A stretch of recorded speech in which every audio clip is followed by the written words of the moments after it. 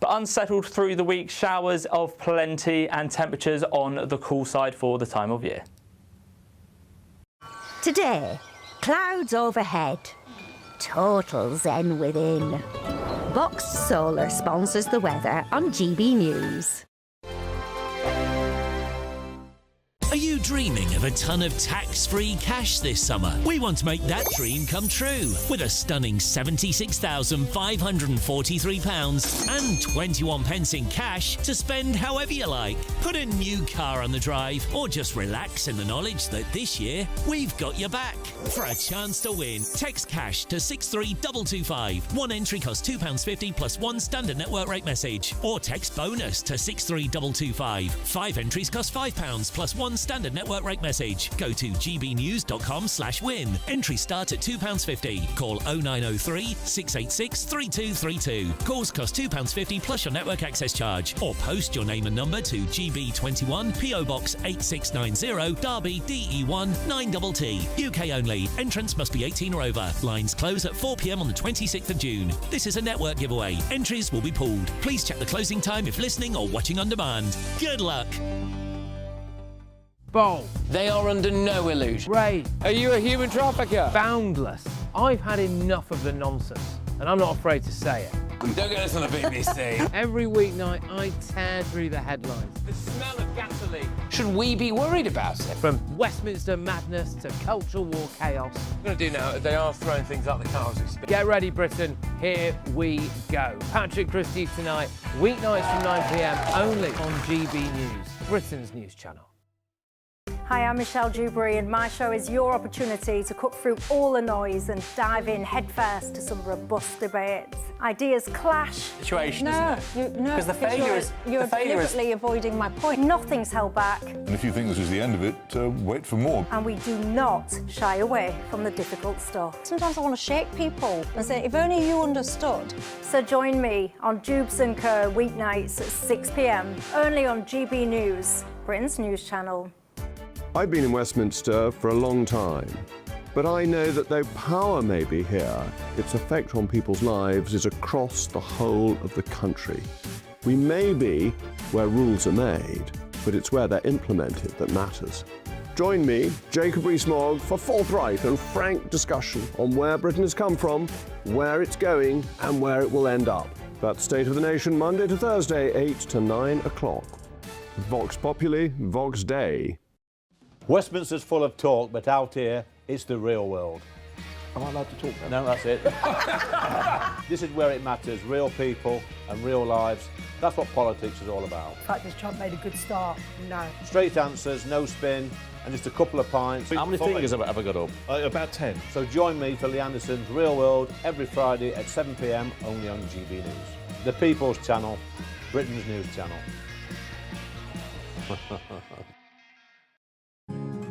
The GB News audience is different, it's unique, because they see through the nonsense. We want to debate with each other, we want to listen and maybe learn. We have a chat, that's what we do, we try and have a chat. They'll watch my programme while they're eating their tea, they'll watch breakfast while they're busy getting their kids ready for school. We want to hear what matters to you, what is news for you. And what's brought you out here today? What are the biggest issues affecting this particular area? The audience are the best thing about GB News. Their friends, their family. They're people who need to have their voices heard. They're passionate about the channel, they're passionate about what they believe in. The one thing about GB News is you get a chance to speak. Talk to me about why so many people have gathered here today. Do you want to say something back in return? The GB News audience is what makes GB News special. It's incredible to see. They shape our programmes, they shape our output, and they shape our channel. That's what makes us the fearless champion of Britain.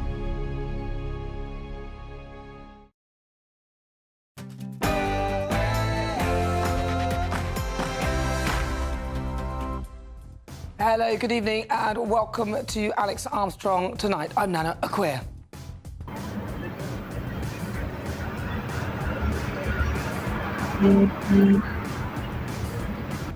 Breaking in the last few moments, the IDF have identified missiles are being launched from Iran into Israel. An Israeli source has told Reuters Israel will retaliate against Iran. We'll bring you all of the details. Also tonight, Working cannabis farm? No, gang. Gang? Yeah. To sell drugs? Drugs, fight, stab, shoot. We'll be bringing you a shocking TV exclusive. Migrants are brazenly bragging about coming to the UK to sell drugs, fight and stab people. To the UK? We've got a video of you taking a guy to the UK. You trafficking people to the UK. You're walking away. We've got a video of you taking a migrant, promising to take him to the UK. Zach Garner-Perkis joins us fresh from Dunkirk to expose the brazen smugglers who are running operations across the Channel, even flogging drugs and life jackets just yards from French police. Every lesson will link back to cultural diversity. We'll do unconscious bias on every single topic we do. So whether it's drink driving or whether it's stop and search, it's implemented throughout the whole course. Well, two-tier policing is now undeniable as the boss of Iceland puts his head above the parapet to speak out against discrimination of his employees. Also, breaking in the last hour or so, the White House is considering a plan to buy the Chagos Islands from Mauritius, potentially sinking Sir Keir Starmer's plan to cede sovereignty of the territory. And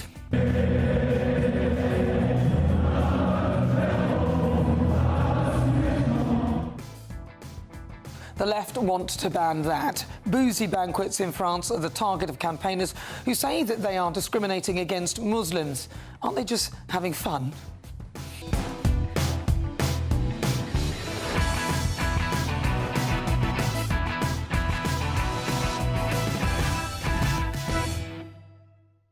So on my panel tonight, journalist and broadcaster Linda Jubilee, businessman and activist Adam Brooks, former Labour councillor Sebastian Salek, and what on earth is going on here?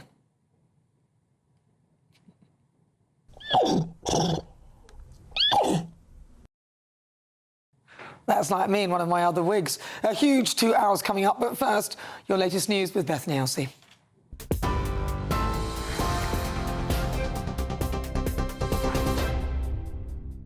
Good evening. Your top stories from the GB newsroom at 9:02. In the last hour, Iran has launched at least 4 ballistic missiles towards northern Israel in retaliation to attacks on Lebanon's capital earlier today.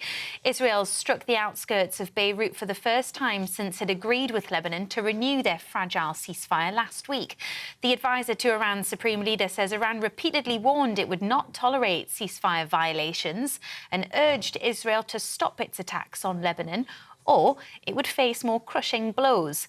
Israeli forces have confirmed all missiles have been intercepted thus far. It's understood President Donald Trump has been briefed on the new escalation and is urging Iran to get back to the table to make a deal. Sir Keir Starmer is hosting President Volodymyr Zelensky in Number 10 this evening, alongside some of Ukraine's strongest allies, to discuss ongoing support for Ukraine. Zelensky said the meeting with President Emmanuel Macron and Chancellor Friedrich Merz will focus on air defence for Ukraine and the whole of Europe. In a post on social media, Ukraine's leader said his country will not just die silently, and that it can maintain its recent surge of attacks deep into Russia if the war continues. He also announced he'll meet with King Charles tomorrow. Meanwhile, MPs on the Public Accounts Committee have criticised the government for the delay in publishing its defence spending plan. The document was due to be published last year, but is now expected next month. MPs are warning the delay has left the UK less safe and has undermined its credibility with its allies. The Ministry of Defence says the plans will fix what it called the outdated and underfunded programme. David Lammy has told JD Vance he was wrong to blame Henry Novak's death on what he called the mass invasion of migrants. Speaking to broadcasters this morning, the Deputy Prime Minister said the phone call with the US Vice President ended with the pair agreeing to disagree. It comes amid reports Hampshire police at the centre of the Henry Novak scandal reportedly tried to intervene during his killer's murder trial over what they called misinformation surrounding the case. But prosecutors warned the force that would jeopardise the integrity of the trial. Meanwhile, 3 more people have been charged with violent disorder after protests in Southampton earlier this week, taking the total to 14. And in sport, England have beaten New Zealand by 115 runs to win the first test at Lord's. Fast bowler Gus Atkinson led the charge, taking 5 wickets to bowl New Zealand out for 138 on day 4. The second test is at the Oval later this month. Those are your latest headlines. I'll have more for you in an hour's time. You can now watch GB News live across the United States of America and the world on Truth Plus. Scan the QR code to find out more or visit gbnews.com/truth.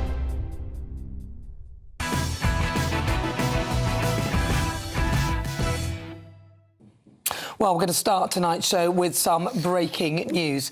The IDF has identified missiles are being launched from Iran into Israel. Now, the Israeli military says that defence systems are operating to intercept the threat. Meanwhile, Donald Trump has spoken out about Israel striking Beirut earlier today.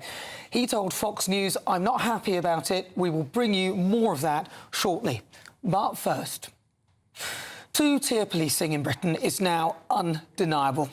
Here's a story from the founder of the supermarket Iceland, Sir Malcolm Walker, who this weekend has bravely put his head above the parapet and spoken out against what he has seen. He told the Daily Mail that a member of his staff, an Asian shop supervisor, was immediately handcuffed after being accused of racism by a black customer. He said there is 2-tier policing. It isn't just happening on the streets. This guy, meaning the black guy, was taking milk bottles out of the fridge, opening them and then putting them back in. So a staff member remonstrated with him. The next thing, the guy is on the phone claiming that he has been racially abused. 3 minutes later, a police car arrives and they immediately handcuff our member of staff. What a terrible over-the-top reaction. Why did they feel the need to handcuff him and put him in a police car on an unfound allegation? Now, Sir Malcolm pointed out that when his staff call for assistance when there is violence against his staff, the police rarely show up. But a claim of racism, and they're there like a shot. Now, this instance is in no way whatsoever surprising, is it? I mean, I hope that this and other similar incidents shine the light on 2-tier policing across Britain. Perhaps the police are too scared to deal with actual crime. But one thing is for sure, the Overton window has well and truly shifted, and this supposedly shocking opinion is becoming more mainstream by the day. I mean, even the BBC have cottoned on. They call 2-tier policing. And I want to show everyone the guidance that they've talked about to kind of prove that point that you've already referred to. This is a police chief's guidance. It says, our commitment to racial equity means producing equality of policing outcomes for people from different ethnic groups. Now, that's a bit of a word salad, but this is the really key phrase. It does not mean treating everyone the same or being colourblind. One of your colleagues, Sarah Jones, the policing minister, says the language in that is wrong. It gives the wrong impression. You said it's a bit of a word salad. It needs review. Yeah, David Lammy. But the latest revelation in the tragic Henry Novak case has shocked me the most, because it says to me that the police are not only operating 2-tier, but they are grossly incompetent. Here is the Hampshire Police Chief Constable Alexis Boone apologising to Henry's family. It's difficult footage to watch, and I really feel for the family of Henry at this time, and I understand their point of view and why they're upset with the police. We have said we are sorry for handcuffing and arresting Henry at that time. And yet it turns out that his force wanted to release a public statement to address, quote, disinformation circulating online while court proceedings were at a critical point against Vikram Dugwa. Yeah, while the trial is actually ongoing, I mean, that's just astonishing. Thankfully, the Crown Prosecution Service advised them that such a step could risk jeopardising the integrity of the case. Really, who'd have thought of that? But then the police forces in this country, in my opinion, haven't been thinking straight for a very long time. Every lesson will link back to cultural diversity. We'll do unconscious bias on every single topic we do. So whether it's drink driving or whether it's stop and search, it's implemented throughout the whole course. I mean, she's talking as though that is a good thing. Interesting. But the Chief Constable Alexis Boone can't see this. Do we have a 2-tier type policing system? I would refute that. I would say absolutely not.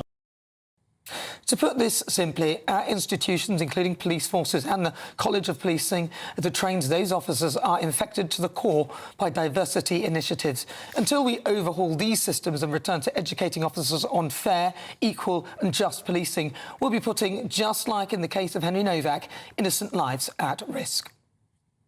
And stay with me, some breaking news now. Sir Keir Starmer is hosting President Zelensky and EU leaders President Emmanuel Macron and Chancellor Friedrich Merz this evening at Downing Street. In a post on social media, Zelensky said that the meeting would focus on defence support for Ukraine and the whole of Europe. He also announced that he will meet the King tomorrow. Well, former Metropolitan Detective Peter Bleksley joins me now alongside the panel. Journalist and broadcaster Linda Dewberry, businessman and activist Adam Brooks and former Labour councillor Sebastian Selleck. All right, well, look, I'm going to come straight to you, Peter. I mean, this whole thing, I mean, that clip of that police woman talking about how we do this unconscious bias training as though it's great. It's just an infection throughout the force. It is indeed. It's brainwashing. And where it's got today's modern police is that by their own admission, by their own policies, their own documents, they are training officers to treat one group more favourably or less favourably than another. The very bedrock of policing without fear or favour has had a sledgehammer taken to it. And quite simply, policing as it should be no longer exists. With regards to Hampshire Police, looking to release a statement whilst the Henry Novak murder trial was going on, that is stupidity of the highest order, clearly dreamt up by people in senior positions who know nothing about the law of contempt and nothing about how court proceedings are undertaken. It is astonishing. This is what we've got by way of senior police running the country. And just before I finish, let me make this point, if I may. Because of their admissions that they now treat people unequally, from the police's policies, from their training, it begs the question. Policing for nearly 200 years in this country has been done by consent, by the public's consent. The police are the public are the police. My question is now, do the great British public give their consent to the police to do their work any longer? Well, it's a bit scary because if they don't do the job, because there's too many pressures on them, on one side they're being told, oh, well, you know, diversity, equity and inclusion, we need this amount of number for that and this amount of number for that. And then when they do something, it's, oh, hang on a minute, you use too much force, you can't do that. Then they've got the left sort of jabbering in their ears. Where do they go? Why would you want to be a police officer? Well, that's a very good question. They need to rewind. They need to ditch all of this divisive, unfair, prejudicial drivel and get back to policing fairly and equitably. And they need to focus on catching criminals and giving victims the service they deserve, regardless of their colour, creed, faith, none whatsoever. Equal policing for all is an absolute must. And the floodgates have been opened by the tragic, abominable murder of dear young Henry Novak. The gates are open and they're not going to close anytime soon. Sebastian Selleck, what is your view on all of this?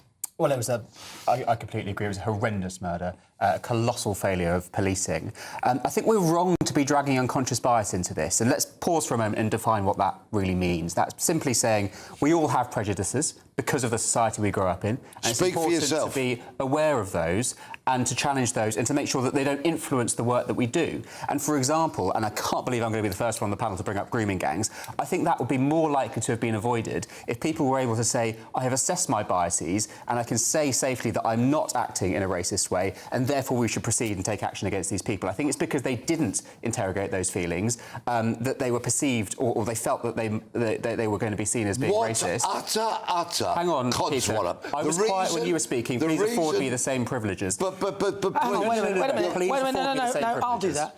I'll do that. Sebastian, all right, you respond briefly and then we'll get Sebastian back. The reason that child rape gangs were allowed to act with impunity in so many towns and cities of this once great nation is because senior police were too cowardly to do their job properly for fear of being branded racist. Exactly. They were cowards. That's why it happened. All right. Exactly. All right, There was no unconsciousness about it. My point is, if they were able to come to the table and say, I have thought about my actions and I'm going to tell you that I'm not doing this for race reasons, I'm doing it for the right reasons, there would have been a more constructive conversation there and they wouldn't have been shut down and justice would have been done. How about just do it for the evidence that's in front of the police officers? Exactly. Right? I'm quite agreeing. And look, we haven't just got two-tier policing, we've got two-tier justice in this country.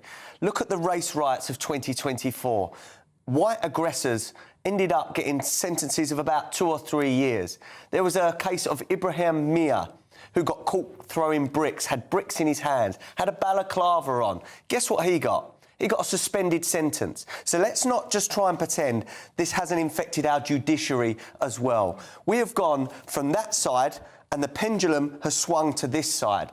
We need to get it back to the middle, as you said. So whether you're white, black or brown, you are policed without fear or favour.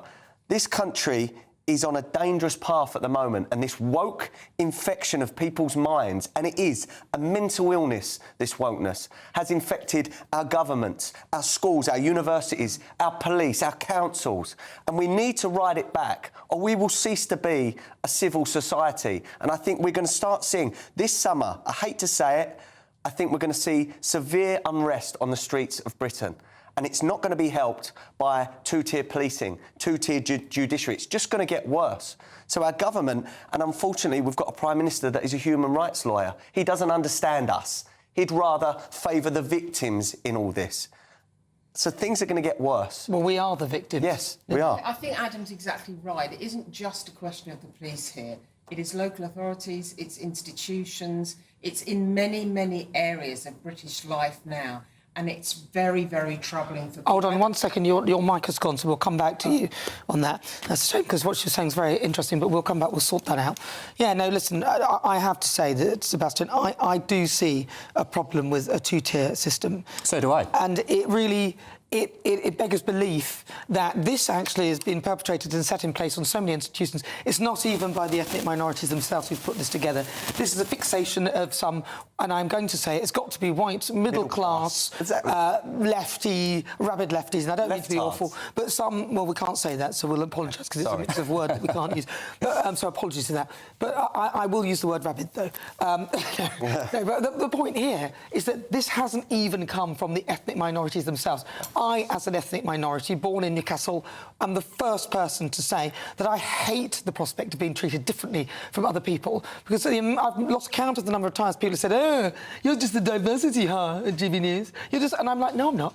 I've been doing this for 30 years. I'm good. And that is the problem. And a lot of the ethnic minorities who've been pushed into this sort of kind of pigeonhole of being victims are not happy with it either. No, you're quite right. But the reality is we do have two-tier policing, but just not in the way that anybody here is suggesting. Because if you are black, you are 8 times more likely to be handcuffed when compliant. You're 5 times more likely to have force used against you by the police. You're 8 times more likely as a child to be strip-searched, and you're 7 times more likely to die following police restraint. I feel deeply uncomfortable about that. Does that take into account where this is happening, though? Because it depends, isn't it? I can take... Is that a national picture? That's a national picture. OK, and it'll be skewed by areas where there are lots of black people. And so I find this... So you could be in one area where there aren't many black people, so that statistic won't be true. Then you could be in another area where the higher population are black, so therefore that statistic becomes more true. Well, I'm giving you a national figure, so it doesn't matter where in the country but it equalises, doesn't it?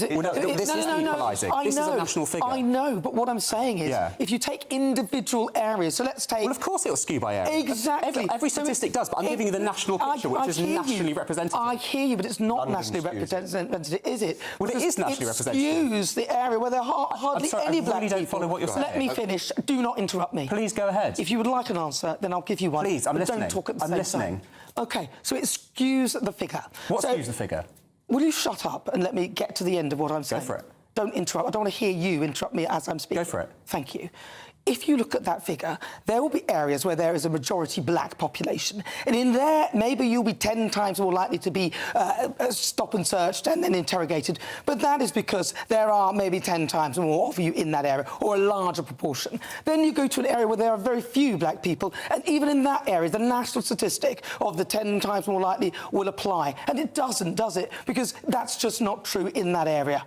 I'm just giving you the national picture. I hear you, and I'm explaining why it's skewed. And may I add, lefty thinking like this, hiding behind national figures, is why we have no politicians courageous enough to actually grasp the knife crime epidemic that plagues our country and which poor young Henry Novak was a victim of.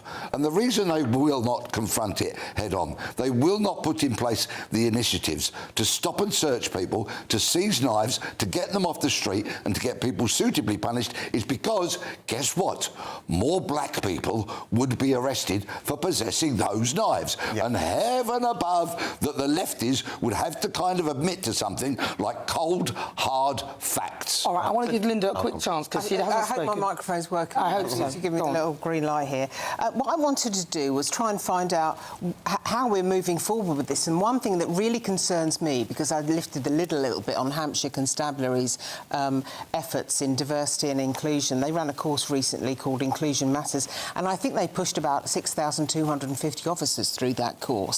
And a large percentage of them said afterwards that they felt unless they said and did exactly the right thing, they faced a blockage in their promotion and indeed the derailment of their careers. Now, that is a very serious thing for the public to be listening to, because we're talking about the quality of our police force going forward over a generation. So what I'm asking Peter in particular is, what can we do about this now? Rein it back. That kind of bullying comes from the intolerant left. And if you want a fine example of the intolerant left, you have to look no further than on my left-hand side. All right, well... Wow. OK, that was staggeringly rude. It was staggering. It came to you... That was really rude. No, OK. You think that's appropriate to talk to people like that? Yeah. Wow. Especially to you, yeah, That's of course a real blight on your character, Peter. Well, Struth. Oh, I'm triggered. All right, listen, that's enough. Come on, people. I mean, I've probably been worse, so apologies if I was rude, but I was a bit fed up with that one. All right, with regard to allegations that some officers felt pressured during diversity training, a Hampshire police spokesperson said, "We do not run a race awareness programme." In response to recommendations from the KC Review and updated Code of Ethics, the course covers issues such as workplace bullying and harassment. It has been recognised nationally as best practice. Hampshire police deny all allegations of two-tier policing. And a spokesperson said, following the opening of the trial and the media reporting that followed, a significant amount of mis- and disinformation was circulating online. This included requests for information to be shared that had not been fully examined as part of the murder trial. The intention of the statement was to remind the public that there were ongoing legal proceedings and that the law is clear that nothing could be published which could prejudice the trial. The decision not to publish was taken following advice from the CPS. All right, well, now it's time for the Great British Giveaway. £76,543.21 could be yours. Here are the details. Welcome to the Imperial Island Resort in Paphos. There's an incredible £76,543.21 in tax-free cash to be won. Cash to spend however you like, which means you really could be enjoying the 5-star treatment this summer. Cheers! All that cash could take you on the trip of a lifetime, or just enable you to relax in the knowledge that the rest of the year is on us. You could really make a splash this summer. For a chance to win £76,543.21 in tax-free cash, text cash to 63225. One entry costs £2.50 plus one standard network rate message. Or text bonus to 63225. 5 entries cost £5 plus one standard network rate message. Go to gbnews.com/win. Entries start at £2.50. Call 0903 686 3232. Calls cost £2.50 plus your network access charge. Or post your name and number to GB21 PO Box 8690 Derby DE1 9TT. UK only. Entrance must be 18 or over. Lines close at 4 p.m. on the 26th of June. This is a network giveaway. Entries will be pulled. Please check the closing time if listening or watching on demand. Good luck. Good luck indeed. Right, coming up. Freaking cannabis farm. No, gang. Gang? Yeah. To sell drugs? Drugs, fight, stab, shoot. A shocking TV exclusive. Migrants are brazenly bragging about coming to the UK to sell drugs, fight and stab people. But before that, the IDF have identified missiles are being launched from Iran into Israel. We'll bring you more of that breaking news next. Bold. They are under no illusion. Ray. Are you a human trafficker? Boundless. I've had enough of the nonsense, and I'm not afraid to say it. Don't get this on the BBC. Every weeknight, I tear through the headlines. The smell of gasoline. Should we be worried about it? From Westminster madness to cultural war chaos. What I'm going to do now is they are throwing things out the car as we speak. Get ready, Britain. Here we go. Patrick Christie tonight, weeknights from 9 p.m. only on GB News, Britain's news channel. At GB News, we love to hear from you, our loyal community. So drop us a line at gbnews.com/yoursay. There you can talk to each other and also to the presenters live on air. gbnews.com/yoursay, because GB News is your channel, Britain's news channel. Westminster's full of talk, but out here, it's the real world. Am I allowed to talk then? No, that's it. This is where it matters, real people and real lives. That's what politics is all about. In fact, has Trump made a good start? No. Straight answers, no spin, and just a couple of pints. How many fingers have I got up? About 10. So join me for Lee Anderson's Real World every Friday at 7 p.m. only on GB News. The People's Channel, Britain's news channel. From the school run to the home run, watch a new show for all of Britain. So he can say whatever he wants. A straight talking show where all voices are heard. And, when are we going to stop talking about smashing the gangs and actually do it? With the stories that matter from every part of our country. There's a bit of a crash landing there for your Chancellor. Bold, fearless and standing up for you. That's me, Martin Daubney, 3 p.m. till 6 p.m. weekdays, here only on GB News. The People's Channel, Britain's news channel.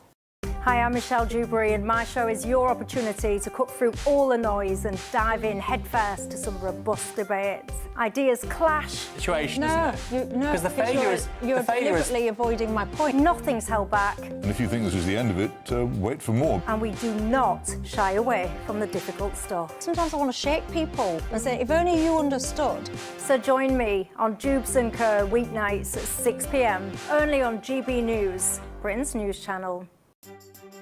Some people enjoy lazy Sunday mornings, but not me. What's the truth of the matter? So that's a very live question. Would you support him if he waters down these plans? Before the spin sets in, I'll be getting to the truth. This is personal. No soft questions, no easy answers. It's one thing if the state has rules in this country. It's another thing whether the police and others actually police them. Setting the agenda and holding those in power to account. You can't really blame her if the system is set up this way. You will not want to miss it, trust me. The Camilla Tominey Show, Sundays from 9:30, only on GB News.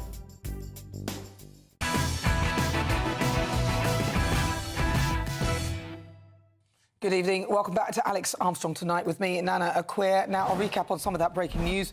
The IDF has identified missiles are being launched from Iran into Israel. The Israeli military says that defence systems are operating to intercept the threat.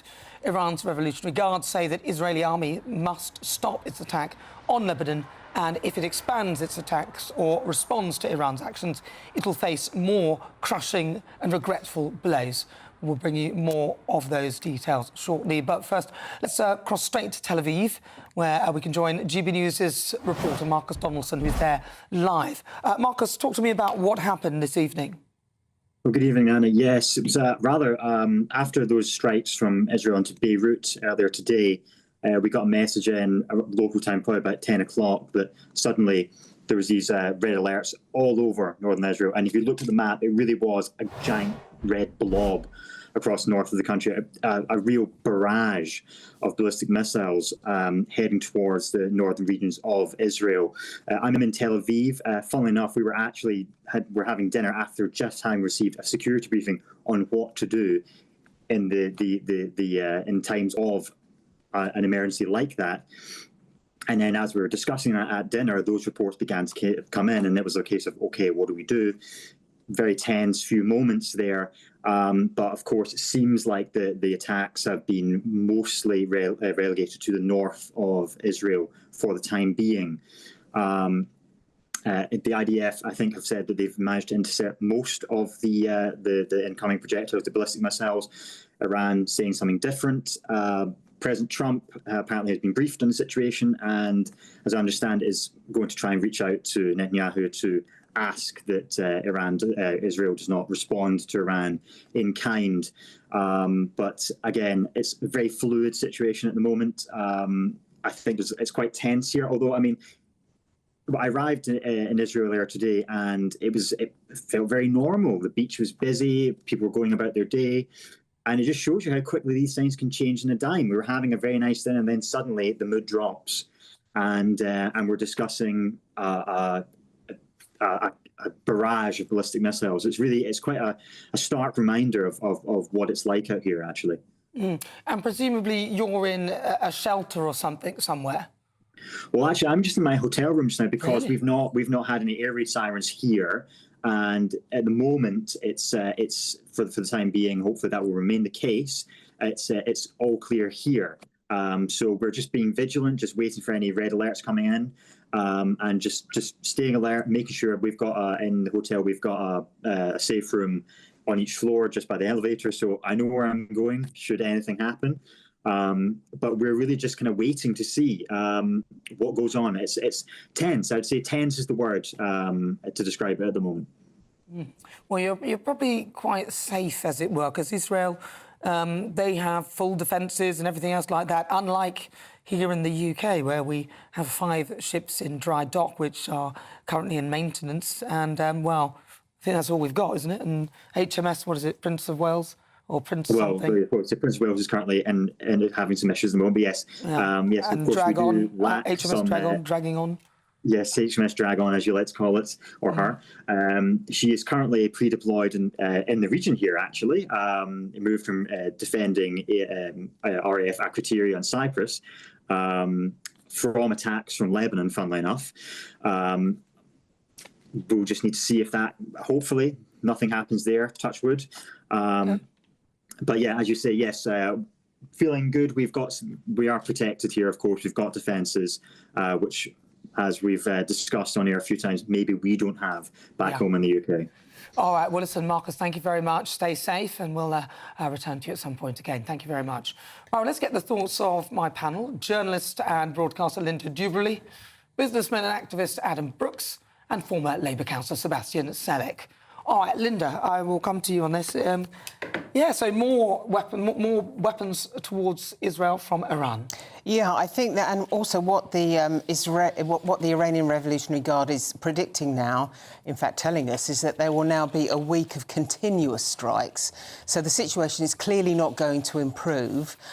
President Trump is asking for everyone to get back around the negotiating table, but I mean, it just doesn't look that easy to me.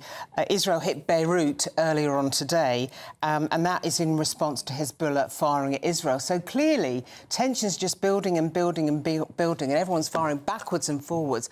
I really can't see that the situation is going to improve anytime soon. Adam Brooks. A few weeks ago, Donald Trump talked about several factions within Iran, that they're trying to negotiate with one, but the other one won't agree. So it makes me wonder, is this a unified Iranian response, or is it just one faction that is controlling certain parts? But it's a worrying escalation, because we need this over. We need the oil and the energy to start flowing around the world. We are in such a bad position, what we're going to touch on later, compared to other countries with our energy bills and the state of our our military, but our economy. You know, we're one of the most underperforming Western economies now. And this dragging on longer is only going to hurt the poorest in society. So if this carries on for months and months and months, we're going to see a cost of living crisis like we've never seen in this country before.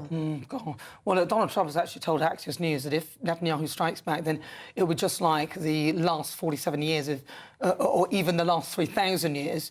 But he says we are very close to a deal. I do not want to blow it up with this. Sebastian Selleck. Yeah, look, I quite agree with both of you. I think it just introduces more uncertainty to people at home in Britain at a time where we already have political uncertainty, which is unhelpful as well. And now we've got even more economic uncertainty introduced into the equation.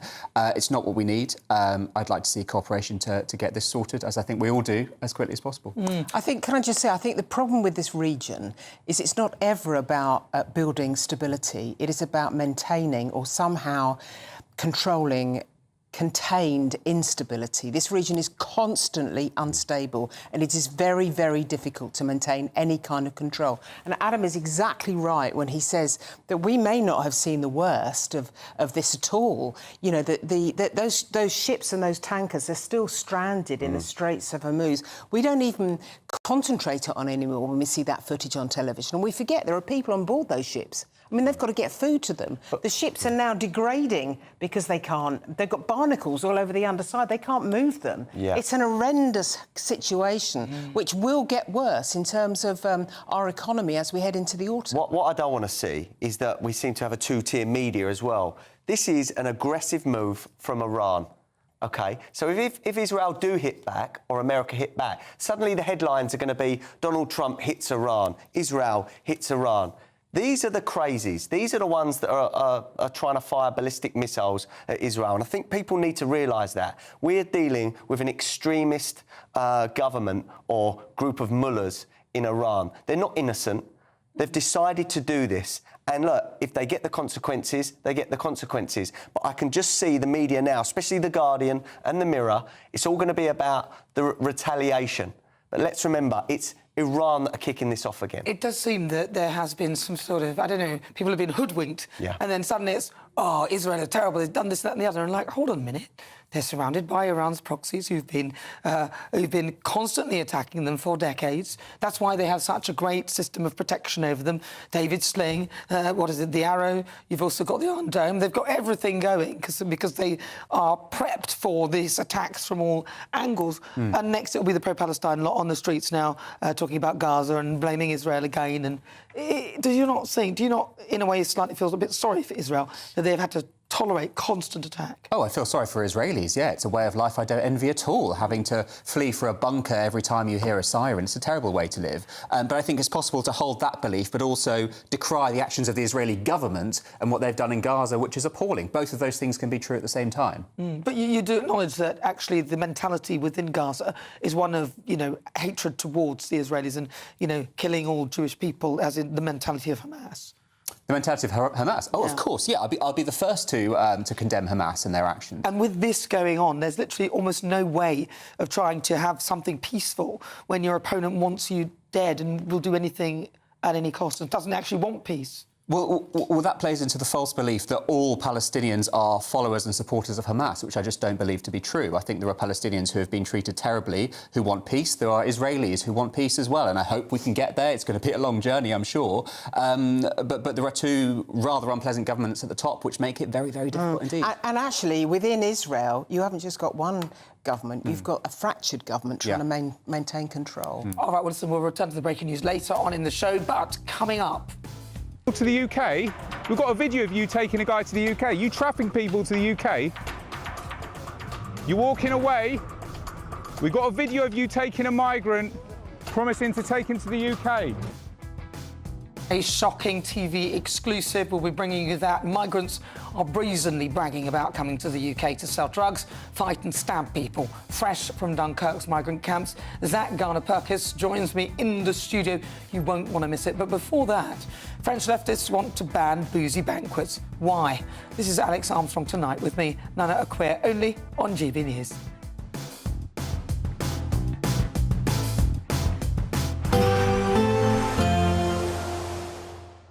I hope we haven't forgotten anything. Travel insurance, I tick that box. Yeah, but remember what you forgot last year. All Clear Travel Insurance sponsors GB News Travel Destinations Forecast.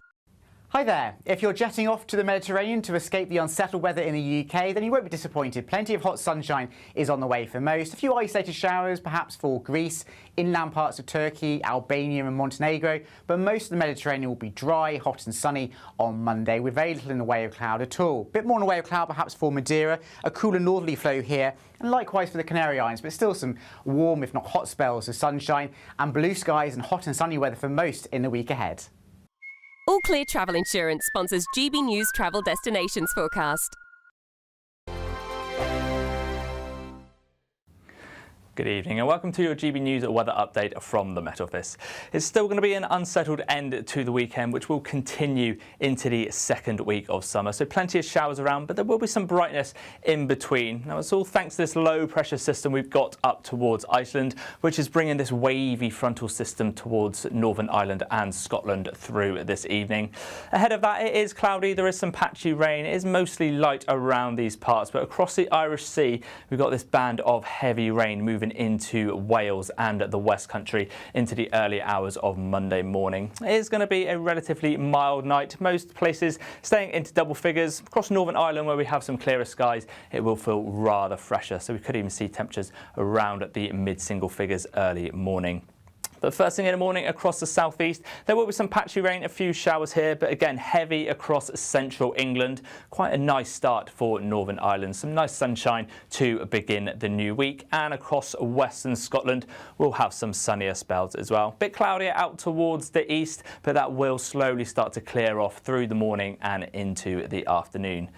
Now, we do want to keep an eye on these showers across central and eastern England. As they do move their way towards East Anglia, they are likely to turn heavy, maybe even the odd rumble of thunder. We could see up to 20 millimetres of rain falling within a couple of hours. But elsewhere, some nice sunnier spells. It will feel rather fresh within that sunshine. Temperatures around the mid-teens. We could get an 18 or 19 across the very far southeast. But Tuesday is going to be much of the same. It will be a nice start again across the southeast, but showers developing into the late morning and into the afternoon. Some of these showers again will be heavy and likely to bring the odd rumble of thunder, chiefly up towards the north. But unsettled through the week, showers of plenty and temperatures on the cool side for the time of year. You want to know what's really going on in the corridors of power? Labour don't know what to do with you half the time, and that makes you quite lethal in the chamber. Get behind the headlines with Chopper's Political Podcast. Join me, Christopher Hope, as I sit down with the great and the good of British politics. We'll see where this ruling takes us. These are the stories shaping our nation. Chopper's Political Podcast, available now on all platforms. Listen in and stay ahead. I've been in Westminster for a long time, but I know that though power may be here, its effect on people's lives is across the whole of the country. We may be where rules are made, but it's where they're implemented that matters. Join me, Jacob Rees-Mogg, for forthright and frank discussion on where Britain has come from, where it's going, and where it will end up. That's State of the Nation, Monday to Thursday, 8 to 9 o'clock. Vox Populi, Vox Dei. GB loyalty points are here. They're our way of saying thank you for spending time with GB News. Through commenting on your say, voting in You Decide polls and shaping the debate, you can earn GB loyalty points.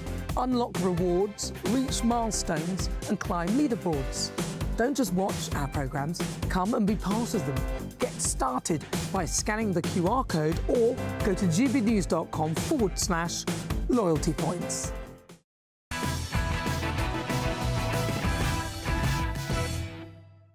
Right, good evening. French communities want to ban this.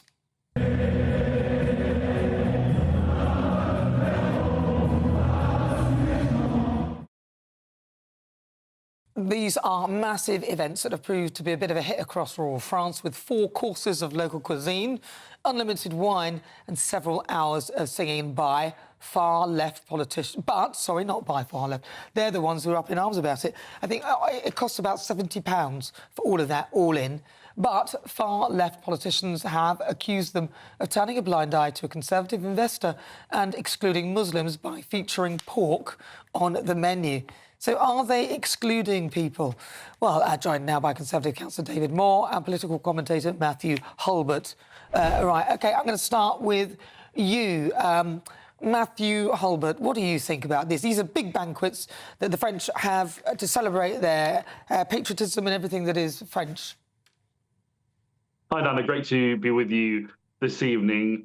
Look, I think I agree with those on the left in France and hopefully all decent people across France's politics that this sounds like a pretty divisive gathering. And it's not just about people gathering and having a nice time. We all enjoy that. I enjoy a glass of two of wine myself. But according to reports that I've read about this tonight, that there's been reports that there's been racist chanting at these gatherings. I hope we'd all condemn that. I'm sure we would. There's been reports of staff from an immigrant background being insulted by those gathered. And as you say, it's claimed, I can only go on the reports that I've read, but it's claimed that that the menu is kind of deliberately set up to exclude certain groups of people in France from attending. I think all of that put together sounds pretty bad, don't you? Well, I think the pork on there was one of the local dishes that was quite popular because this is a French traditional gathering. I don't know. I don't think I don't know. David Moore, what do you think? Good evening, Nano. Good to be here. Well, let's make a comparison to Britain. We have pubs. Pubs sell alcohol. This is almost an equivalent in France of a huge gathering serving pork. For many Muslims, they can't go to pubs necessarily because there's alcohol there, but there are soft drinks. And then to suggest that going to a pub and having a celebration is now tantamount to racism is complete nonsense. This is an example of the leftist lanyard class going after a celebration that is celebrating French culture in this case. There's absolutely nothing wrong with people coming together in joy and harmony and enjoying fellowship. And this is a celebration open to all people. In this case, in France, regardless of your race, is celebrating French culture. And I think the same can be applied to here. I think it's a great thing to be able to come together. And this is a good example of the godless, puritanical, leftist mindsets that any celebration of our culture is wrong. But David, if what you were saying was all that was happening, I might potentially agree with you. But as I say, there are reports, and I can only go on the reports. That's what I know of this gathering. That there's been racist chanting, etc. I mean, I assume that you would condemn that. Sorry, where did you see that, Matthew? Because I've looked and I didn't see that at all. What I have I saw got that on a report. Let me just tell you what I've got. I've got this.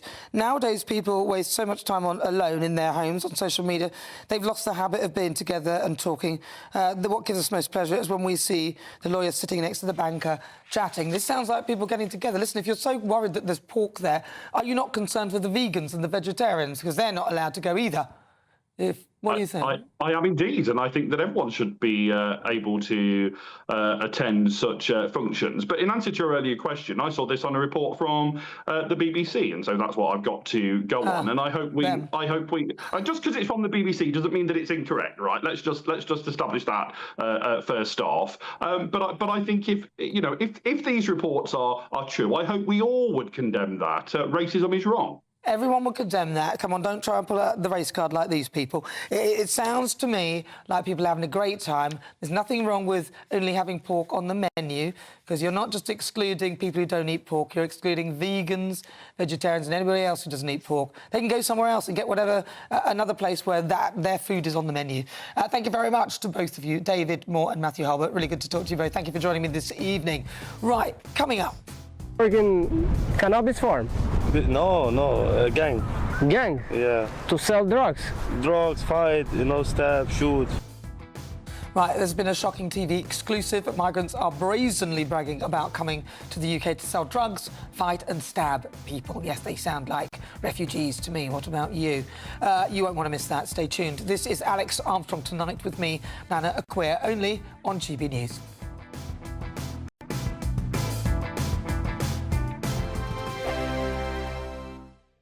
From cold mornings to warm family brunches. From football to tennis in the car. In the kitchen. GB News Breakfast is there. With the stories you need and the conversations that matter. Anyway, let's talk business. Well, it has been a historic night in British politics. It's astonishing, isn't it? We're here again to start your day just right. GB News Breakfast. Every morning from 6 a.m. Only on GB News. Britain's news channel. GB News Breakfast. Every day from 6 a.m. I'm a bit worried about the future of the biscuit because it seems that people aren't really drinking tea in this country anymore. And I think you really need a cup of tea with a biscuit, but we're all coffee drinkers these days. Yeah, I mean, this might be a bit controversial, but I like a cup of coffee with a biscuit. But so I think it's fine. I think it's just, you know, things can kind of develop and change, and that's okay. But I think what doesn't change is that biscuits are such a sort of important part of the kind of bedrock of our culture. I mean, we eat more biscuits as a nation than any other nation by some margin. So, you know, and I think they're about sharing and connection as well. You know, that people taking a bit of time out, you know, for tea and biscuits or coffee and biscuits. You know, that's part of what it's all about. Why is it, though, that, I mean, because when we have this debate about, you know, what's your favourite biscuit, and loads of people get in touch, I mean, it always gets people going, but it also seems to take you back to your childhood. There's a real childhood connection with the biscuit somehow. It's also about the moments, isn't it? It's about the moments when you have biscuits, you know, the connections that we make. And I think that's probably what makes it kind of distinctive in our culture. You know, you go around to someone's house and they offer you tea and biscuits and a plate of biscuits. It's part of our hospitality as well. It is, and I like that you can have a biscuit at 11 o'clock a.m. and then a 4 o'clock biscuit, the correct times for biscuits, I think. I agree. 11s was a big part of my childhood. Yes, me too. There's never a wrong time. I have to say it's a big part of my adulthood as well. 11s. Oh, is it? Yeah, well, especially doing this show, you need 11s, you need 12s, you need snacks all day. You need a good biscuit anytime. GB News, the People's Channel.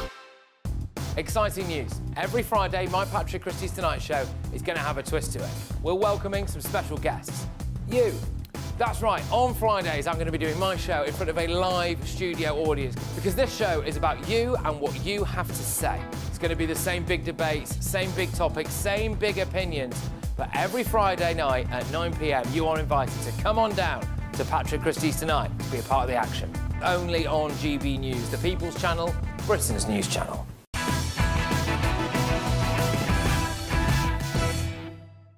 Good evening. Now, the King's nephew, Peter Phillips, married NHS nurse Harriet Sperling during a private ceremony. Isn't that lovely? In Gloucestershire yesterday. Some nice, good news for once. And this comes amid a troubled time for the Windsors, with the former Prince Andrew facing widespread criticism for subletting royal properties whilst paying a peppercorn rent. He sported a black eye or something in his car the other day.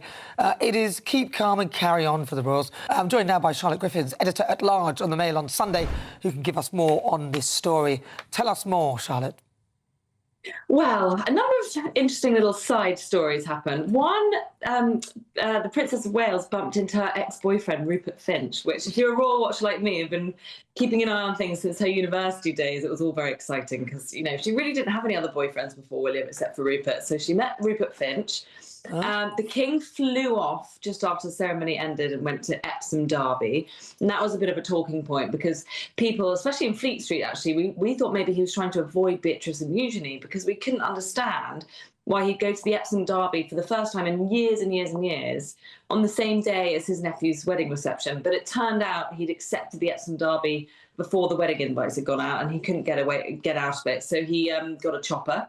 So he made it to the Epsom Derby within an hour.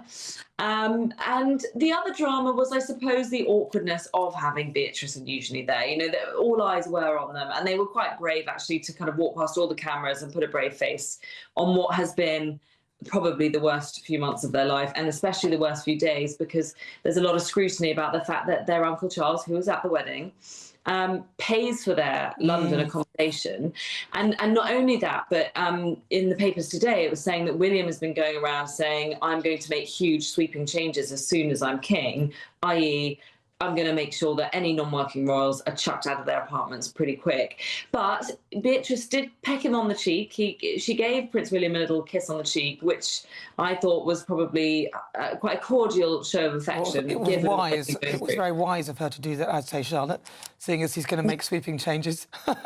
Yes, and also I thought quite surprising that he allowed a kiss on the cheek, because at Sandringham Christmas, he did everything he could to look at his scarf every time he went anywhere near Beatrice and Eugenie, so much so that there was this internet viral sensation called scarfing. Everyone decided that William had developed this tactic called scarfing, which is where he looks at his scarf whenever Beatrice and Eugenie come near him. So I was expecting another round of scarfing today.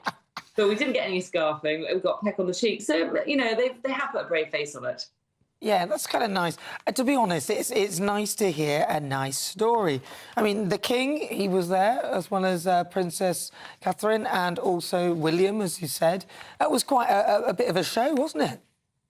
It was a real show, and I was actually quite surprised to see Catherine going in the front door of the church, and the King really, because often the very, very senior royals, they know that they steal the limelight from the bride, so they tend to sneak in through the back. But you can see in this image here, they actually all colour coordinated their outfits. There was a pale yellow theme. Camilla wore pale yellow, and Catherine wore a pale yellow Roland Mouret dress, almost white in some pictures, but obviously she would never wear white at somebody's wedding. It's just the light, which I thought was a real show of support for this NHS nurse, a normal person, a single mum. She's got a 14-year-old daughter, and for 10 of those years she's been a single mum. And that's, you know, it's a real blended modern monarchy these days. I mean, this would have been unheard of. Don't forget, you know, Wallace Simpson wasn't allowed to marry into the family.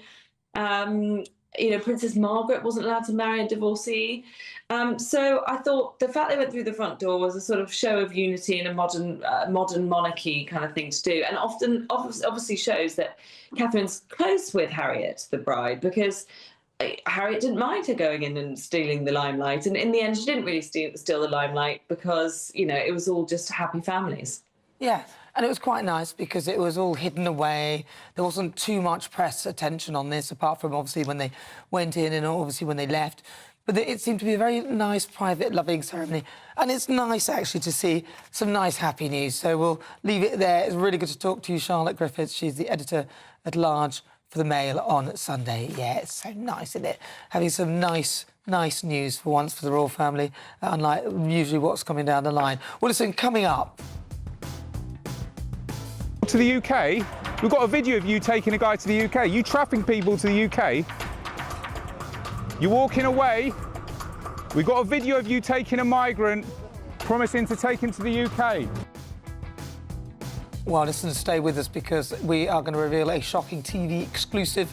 Migrants are brazenly bragging about coming to the UK to sell drugs, fight and stab people. Fresh from Dunkirk's migrant camps, Zach Garner-Perkins joins me in the studio. You will not want to miss that, so stay with us. This is GB News. Alex Armstrong tonight with me, Nana Aquare.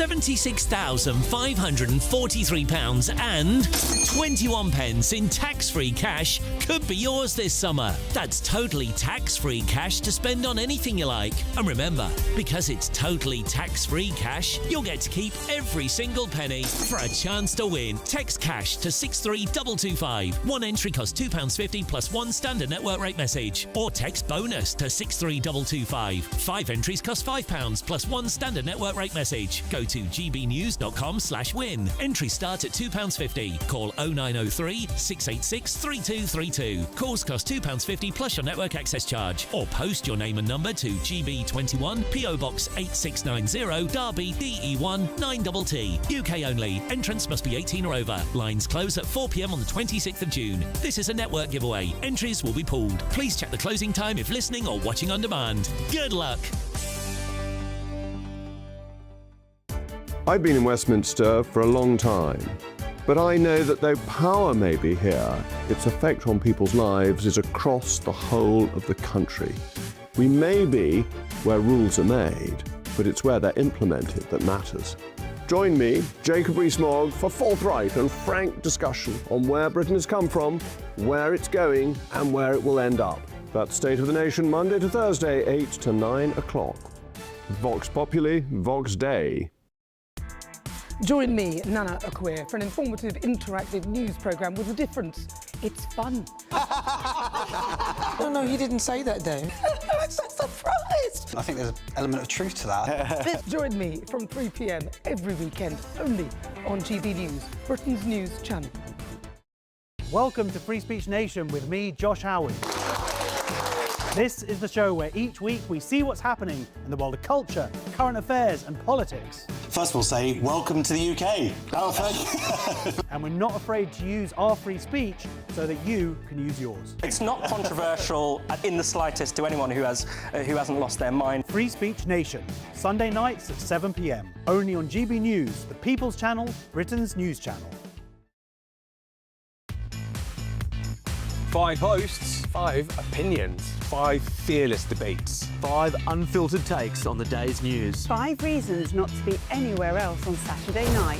This is the Saturday 5. You got me good there. Britain's biggest Saturday night TV show. It's not a bad brand. Yeah. Uncensored. Very, very racy tonight. On the unpredictable. What did she say? Can you translate it for us? And always entertaining. And how can a country go from being led by William Wallace Saturday nights from 6 p.m. only on GB News, the People's Channel. Britain's news channel. You're going to want to stay tuned, trust me.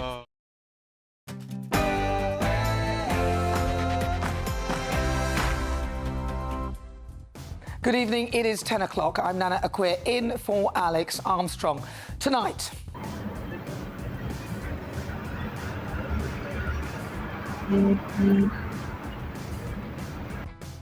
breaking in the last hour, the IDF has identified missiles are being launched from Iran into Israel. An Israeli source has told Reuters Israel will retaliate against Iran. I'll bring you all of the details. Also tonight, Freaking cannabis farm. No, gang. Gang? Yeah. To sell drugs? Drugs, fight, stab, shoot. a shocking TV exclusive. Migrants are brazenly bragging about coming to the UK to sell drugs, fight and stab people. To the UK? We've got a video of you taking a guy to the UK. You trafficking people to the UK. You're walking away. We've got a video of you taking a migrant, promising to take him to the UK.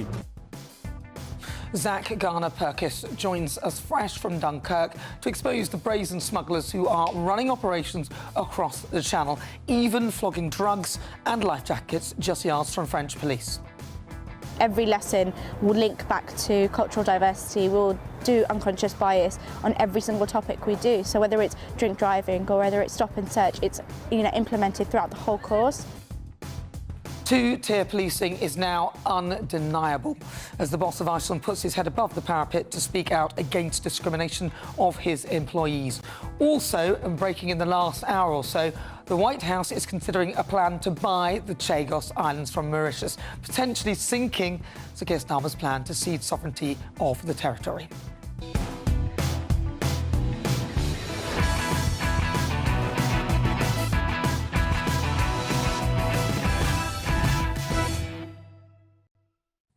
On my panel tonight, journalist and broadcaster Linda Jubilee, businessman and activist Adam Brooks, former Labour councillor Sebastian Selleck. And what on earth is going on here? That's like my last wig. A huge 2 hours coming up, but first, let's get your latest news with Bethany Elsey.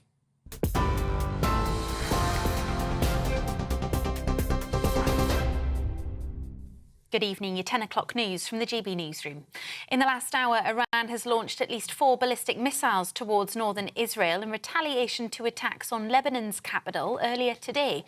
Israel struck the outskirts of Beirut for the first time since it agreed with Lebanon to renew their fragile ceasefire last week. The advisor to Iran's supreme leader says Iran repeatedly warned it wouldn't tolerate ceasefire violations and urged Israel to stop its attacks on Lebanon or it would face more crushing blows. Israeli forces have confirmed all missiles have been intercepted thus far. It's understood President Donald Trump has been briefed on the new escalation and is urging Iran to get back to the table to make a deal.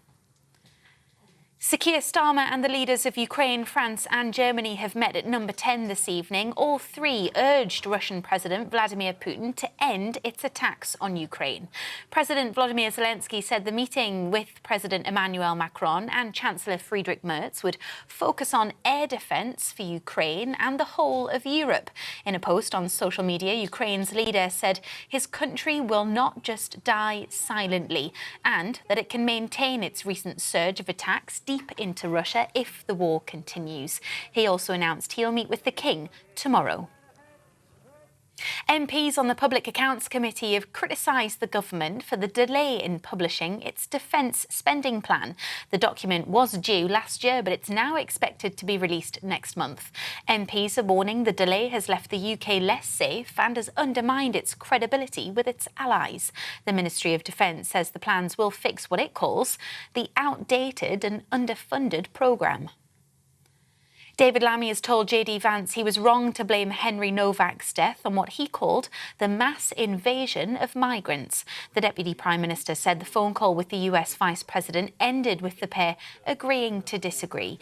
It comes as the Sunday Times reports Hampshire police at the centre of Henry Novak's scandal reportedly tried to intervene during his killer's murder trial to combat what they called misinformation surrounding the case, but prosecutors warned that would jeopardise the integrity of the trial.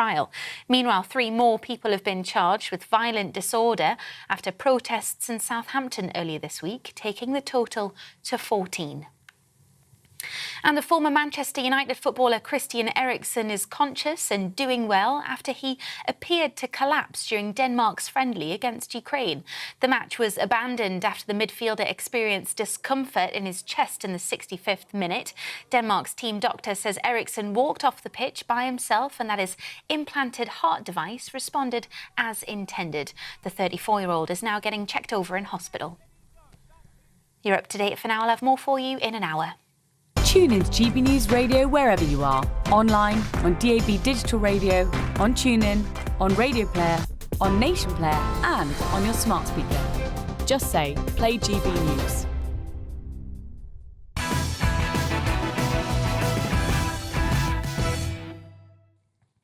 Migrants are brazenly bragging about coming to the UK to sell drugs, fight and stab people. Cannabis farm? No, gang. Gang? Yeah. To sell drugs? Drugs, fight, stab, shoot. But it's the first time. Where are you from? Denmark, Iran. Iran, and you lived in Denmark? 29 years. No way. Yeah. And now you want to go in England? UK, because it's out of Europe, Schengen, Dublin, nothing. So they cannot send me back to Iran. Denmark. Denmark. But if I want asylum in Switzerland, my family there, Swiss, they send me Denmark because Schengen, Dublin, In the migrant camps of Dunkirk, migrants convicted of violent crimes and have already been expelled from EU countries are patiently waiting to buy a small boat ticket for Dover. They know that they won't be sent back. An offer to go from France to England for 180,000. Brother, how much, please, if I want to come with you? I just came from Albania, bro. 2,000, brother. 1,500. 2,000. To pay in London? No London, cash. Here? Yes. Only. In the beach? Yes, cash. But I don't have cash. Excuse me, my friend, are you part of trafficking? Are you trafficking people to the UK? We've got a video of you taking a guy to the UK. You trafficking people to the UK? You're walking away. We've got a video of you taking a migrant, promising to take him to the UK.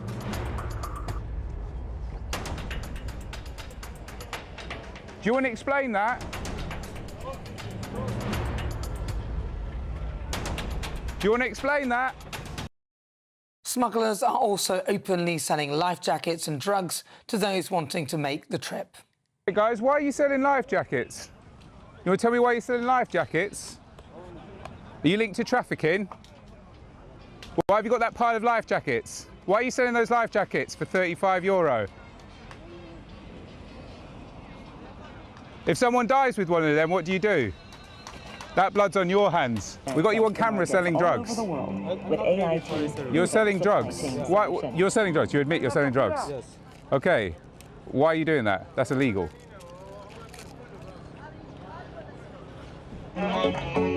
Do the police let you just sell drugs in here? Yeah, it's fine? Everyone's just fine with this? Just 20 metres from a French police van, a man acting as a fixer for the traffickers who claimed to be getting a free trip to Britain in exchange for piloting a dinghy cut a £1,500 deal with a Daily Express undercover reporter. Well, to tell us more, the man behind the report, the investigations editor at the Express, Zach Garner-Perkis, joins me now. Zach, wow, that is quite an explosive report. So talk to me about why you went there and what is it that you saw? Well, what we wanted to do was just to have a look at, like, get inside the camp, because I think, look, we see a lot about the boats coming over, we see a lot about the camps, but not so much of just, like, a snapshot of what's going on inside. What we couldn't believe that we found was just the brazenness of, number one, the smuggling operations, but secondly, just the profiteering from the whole trade of it. It wasn't difficult to find the smugglers. There was a market that was set up that was controlled by people that were linked to the smugglers. You know, we after we'd got them on camera, we went in the next day and found them in that market really, really easily. And yeah, like you saw in there, drugs on sale, life jackets on sale, and the French police seemingly aware of it because they were in and out of that camp before we arrived there and after we left. Wow. What, in your view, was the most shocking aspect of it? Because I hear that what you got there was just an ease of movement, people just going a lot about their business. What would you say, as you looked at that, was literally the most shocking thing? I thought that they would hide it more, right? When I went in there to speak to them, they didn't run away, didn't even really hide their faces. The guy just sat there and admitted on camera to selling drugs. You know, the people with the life jackets were just talking about how they'd bought them from Decathlon. I mean, what I could not believe was just how brazen and open it was. I mean, there's been this... the story that we've had is that there's a strategy of smashing the gangs, that they're going to work better with the French police and we're going to go after them. It was completely the opposite in terms of what's playing out there, which is just, as far as I could tell, it's never been easier to get a boat over to Britain. And it sounds like they kind of knew the rules as well. Oh, yeah, that was really interesting. Yeah. So, I mean, well, that was the other thing, which was the migrants that have been booted out of other countries that are like, OK, well, we'll go to Britain now on a small boat and they won't send us back. And, yeah, like, as you could see on that, Dublin, Shenzhen... They know about it. Yeah. I mean, it's like the level of, it's kind of sophistication, but also just it being blunt and in your face. And it just, what we are paying the money to France for, I mean, that's the thing that baffles me, because before that footage was filmed, right, there was about 10 to 12 French riot vans filled with cops that went in there and they dismantled the camp, which just set back up again because they didn't take any of the people away. And actually what was interesting was they went around knocking down all these makeshift camps after a period of 2 weeks where you couldn't do any crossings because the weather was so bad. The next 5 days were perfectly fine, like really good weather. I mean, what do you think happens if you destroy a camp where people are living and they intend to come to the UK? You're probably going to encourage them to go down to the beaches in an attempt to cross. I'm just so sick and tired of my back teeth, and yet the government peddled the narrative that these are refugees, people fleeing persecution. Did you get any sense of that? I mean, look, these camps are big, complex places. You can't go in and, like, sort of verify everybody's story. What I can say in terms of, like, some of the people that we found there was we found people that were criminals. We found people that admitted on camera that they were illegal migrants, that said they'd been living illegally in a country for over a decade in some cases, but now that's not worked out. They've been booted out for whatever reason. They're going to go and try their luck in the UK. And as you said, they're openly prepared to tell you that they would shoot and stab people. Well, that bit was undercover, but even still, I mean, it's incredible that someone would just come out and admit it, that said they're going to come to the UK to be part of a gang, you know, to sell drugs and to stab, shoot. Yeah, I mean, it is astonishing. And why do you think that the government seemed to be oblivious to this? Because you've gone in there, you found it, Patrick Christys has gone in there and found it. They say they're going to smash the gangs, but nothing's happened. Well, I mean, the other thing is that in France, right, they can use undercover evidence in court, right? So it would be very easy for a French police officer who fit the bill to just walk in there and gather all the same information that we've got to kind of unpick and dismantle that gang pretty easily, because whilst there might be a level of sophistication in some of their operations, it's also pretty blunt and in your face. Yeah. Look, I just want to thank people like you for doing what you do, and Patrick Christie. Yeah. You two have done more to try and highlight these gangs than our own authorities. This smash the gang narrative is a pure lie from Labour. Now, many on the left want to try and tell us that these are going to be doctors, scientists and engineers. That's the biggest lie I've ever heard. People like me have been calling this out for many, many years, called racist far right.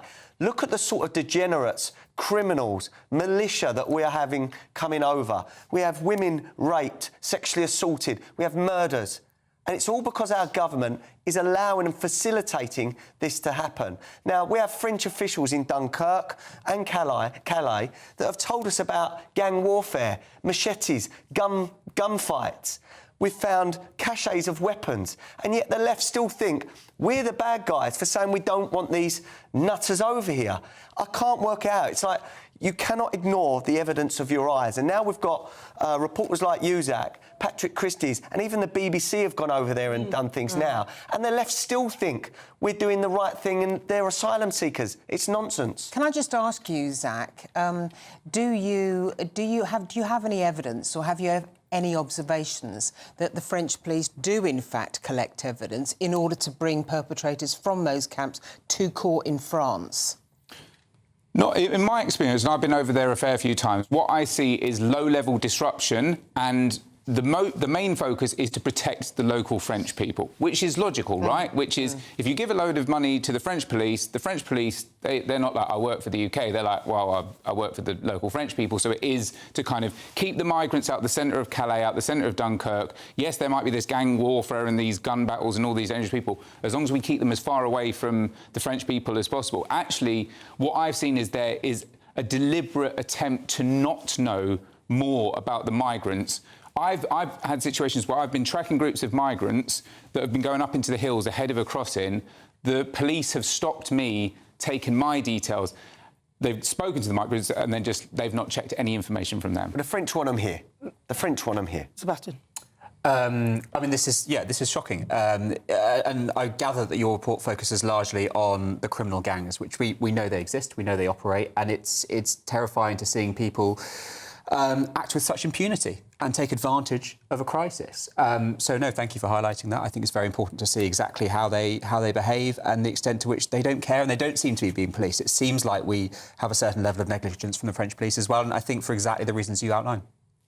Are you happy being on the left, facilitating these people coming into communities, being dumped into hotels, being dumped into HMOs, next to women and children? Because it is the left that are demonising people like me, Zach, Nana and Linda for fighting back against this. And you're happy, it seems, to put some of these dangerous men in our communities. Surely you're waking up now on the left to the threat of the average Brit, women and children, from these third world degenerates that are coming over. So, as I understand it, Zach, and please correct me if I'm wrong, that report was largely about the criminal gangs operating rather than the asylum seekers themselves. Right. So if you're asking about the criminal gangs, then, look, I think we're all in agreement that they're doing appalling things and must be There's evidence of militia, of criminals, foreign criminals coming across. We're seeing rapes from hotels and HMOs, almost daily. Awful things. You're not going to catch me saying that criminality or rape is a good thing. So maybe people like me that are calling for just shut the door on asylum claims. Well, no, because I don't think that's the way to deal with this. Well, what would you do then? Because as you've seen from Zach's report, those people were leaving, planning to come to the UK, and these are the people that are getting on the dinghies. They're not other people from anywhere else. Those people are the ones that are getting on the dinghies. A lot of them are in organised crime. A lot of them talking about wanting to stab people and all that kind of stuff. Zach discovered that undercover, and they're all in these camps and they're coming to the UK. Which is appalling. So let's play that through. So that man particularly... Yeah, but that is what is coming. I understand that. It's not that, there's some women and children in this. It's not that. I mean, to be clear, it isn't that. Did you see many women and children there, Zach? I mean, there are women and children in the camps. Like I say, these are complex, chaotic places. You can't go through there and be able to know everything about everyone. I think the problem is that we maybe flatten this a little bit. But the bigger thing is where there is an opportunity to understand any of that is in France if the French actually took a proactive approach to these camps. What they just do is push them to the side, don't make an attempt to understand who the people are, have them live in these in bushes next to the motorway, that kind of, and actually what you find is that those are controlled by the smugglers. So when our undercover reporter cut the deal, the first thing they did was they led him to a specific tent and they were like, you're going to sleep there tonight and you're going to be going, there's 3 groups going. Or it was all heavily organised. That when they're breaking up, they might be getting rid of the tent, but the people behind it, to give it a sense of like who the money and the power that is behind this. The days after that report, there were, I think, 6 boat crossings, right? And there were 1,000 migrants came across. If all of them were paying the rate that we were quoted, the smugglers made close to £2 million. Wow. That's what we're talking about, really. That is the reality. And how many French officials and how many British officials are probably getting backhanded somewhere down the line? I would guess there's many, in my opinion, because the French do not want these criminals on their soil. If I was a French official, I'd think, just quickly get them across that channel. Yeah, and I believe that's happening. Yeah, but it's part of it, though. We have our governments to blame for making this such an appealing destination, though. Do you not think? Well, but whether the perception and the reality match up, right? That's what... you heard the guy there. He's got the names of all these agreements. Whether the reality of what he believes it to be is enough to convince him to get on one of those dinghies, to pay that money, you know, to integrate yourself with the smugglers who are ruthless people. It's a very, very big...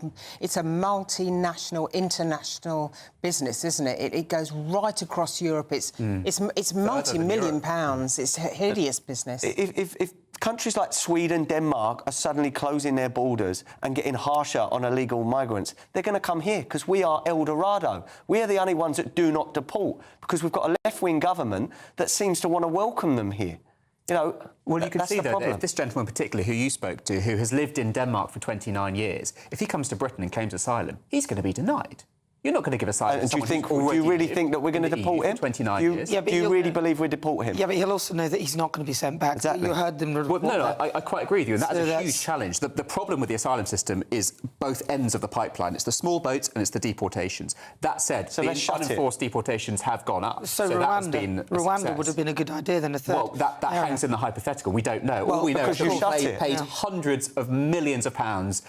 And you took away our deterrent. Labour took away our only deterrent. It was a deterrent? Because people like Zach went across to Calais and they were saying we do not want to end up in Rwanda. That's on the internet. So it was a deterrent. It's on the internet. That's your answer. Patrick Christie went over and spoke, and a lot of it's a deterrent because it's on the internet. Because they said it. Well, Patrick Christie actually interviewed some people who said that they don't want to. So you found a couple of people who said it, therefore it's true. You've answered some evidence. You've been presented with it, and now you're poo-pooing the evidence. Well, yeah, I'm not convinced by the evidence. Well, that doesn't. I'm not trying typical to lefty. Well, you are. That's what debate is. No. I'm not trying to convince you. I'm just giving you some evidence. Okay, great. You can choose to ignore it if you like. I'm not ignoring it. I'm telling you it's uncompelling. Well, that's up to you. You can be not compelled by it, but that is evidence of people who were not prepared to come here whilst Rwanda was on the table. Okay. Right. All right, well, it's not going to say thank you very much to our investigations editor at The Express, Zach Garner-Perkins. Zach, if people want to read this is in The Express now, isn't it? Well, yeah. Buy the paper tomorrow, but if you want to get it even sooner, head to our YouTube channel where we've got 25 minutes and you can see the whole thing for yourself. All right, well, listen, thank you for coming in. Thank you for giving us that report. It was really something. I mean, what do you think at home? gbnews.com/your say. Now, a Home Office spokesperson said foreign criminals trying to cross the channel by small boat waste their time and money as all small boat arrivals go through robust security checks, checked against international data and criminal databases. They added asylum claims are down, hotel use is falling, and immigration enforcement activity is at the highest level on record, with the largest number of raids and arrests ever. Any asylum seekers who break their bail conditions by absconding will be tracked down and arrested. Although I must say, we do know that the Home Office cannot find many of them, by their own admission. All right, now it's time for the Great British Giveaway. No, it's not the Chagos. We'll be talking about that later. £76,543 and £21 in tax-free cash. Here is Hayley Sparks with all the details. Welcome to the Imperial Island Resort in Paphos. There's an incredible £76,543.21 in tax-free cash to be won. Cash to spend however you like. Which means you really could be enjoying the 5-star treatment this summer. Cheers! All that cash could take you on the trip of a lifetime, or just enable you to relax in the knowledge that the rest of the year is on us. You could really make a splash this summer.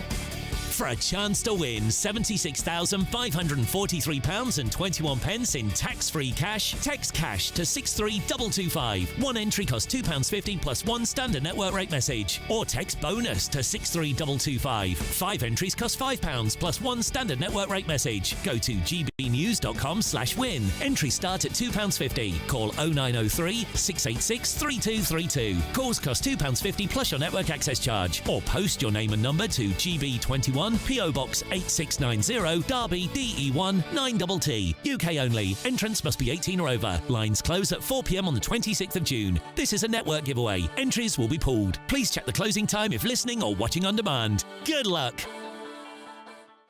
Yes, good luck indeed. But coming up, big Chagos news. The White House is considering a plan to buy the Chagos Islands, potentially sinking Sir Keir Starmer's plan to cede the territory's sovereignty to Mauritius.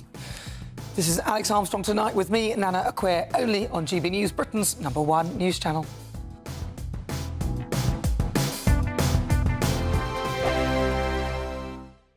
From cold mornings to warm family brunches, from football to tennis in the car, in the kitchen. GB News Breakfast is there. With the stories you need and the conversations that matter. Anyway, let's talk business. Well, it has been a historic night in British politics. It's astonishing, isn't it? We're here again to start your day just right. GB News Breakfast. Every morning from 6 a.m. Only on GB News. Britain's news channel. Some people enjoy lazy Sunday mornings, but not me. What's the truth of the matter? So that's a very live question. Would you support him if he waters down these plans? Before the spin sets in, I'll be getting to the truth. This is personal. No soft questions, no easy answers. It's one thing if the state has rules in this country. It's another thing whether the police and others actually police them. Setting the agenda and holding those in power to account. You can't really blame her if the system is set up this way. You will not want to miss it, trust me. The Camilla Tominey Show, Sundays from 9:30, only on GB News. I've been in Westminster for a long time, but I know that though power may be here, its effect on people's lives is across the whole of the country. We may be where rules are made, but it's where they're implemented that matters. Join me, Jacob Rees-Mogg, for forthright and frank discussion on where Britain has come from, where it's going, and where it will end up. That's State of the Nation, Monday to Thursday, 8 to 9 o'clock. Vox Populi, Vox Dei. As soon as it hits 11 and the headlines come in, The Late Edition brings you the breaking news from all the front pages. because the news is going to happen. So get a head start today. Patrick Christie's Tonight, Late Edition. Alex Armstrong Tonight, Late Edition. From 11 o'clock every night. Only on GB News, the People's Channel, Britain's news channel. Westminster's full of talk, but out here, it's the real world. Am I allowed to talk now? No, that's it. This is where it matters, real people and real lives. That's what politics is all about. In fact, has Trump made a good start? No. Straight answers, no spin, and just a couple of pints. How many fingers have I got up? About 10. So join me for Lee Anderson's Real World every Friday at 7 p.m. only on GB News. The People's Channel, Britain's news channel. Bold. They are under no illusion. Ray, are you a human trafficker? Boundless. I've had enough of the nonsense, and I'm not afraid to say it. Don't get us on the BBC. Every weeknight, I tear through the headlines. The smell of gasoline. Should we be worried about it? From Westminster madness to cultural war chaos. We're going to do now, they are throwing things out the car as we speak. Get ready, Britain. Here we go. Patrick Christie's Tonight, weeknights from 9 p.m. only on GB News, Britain's news channel.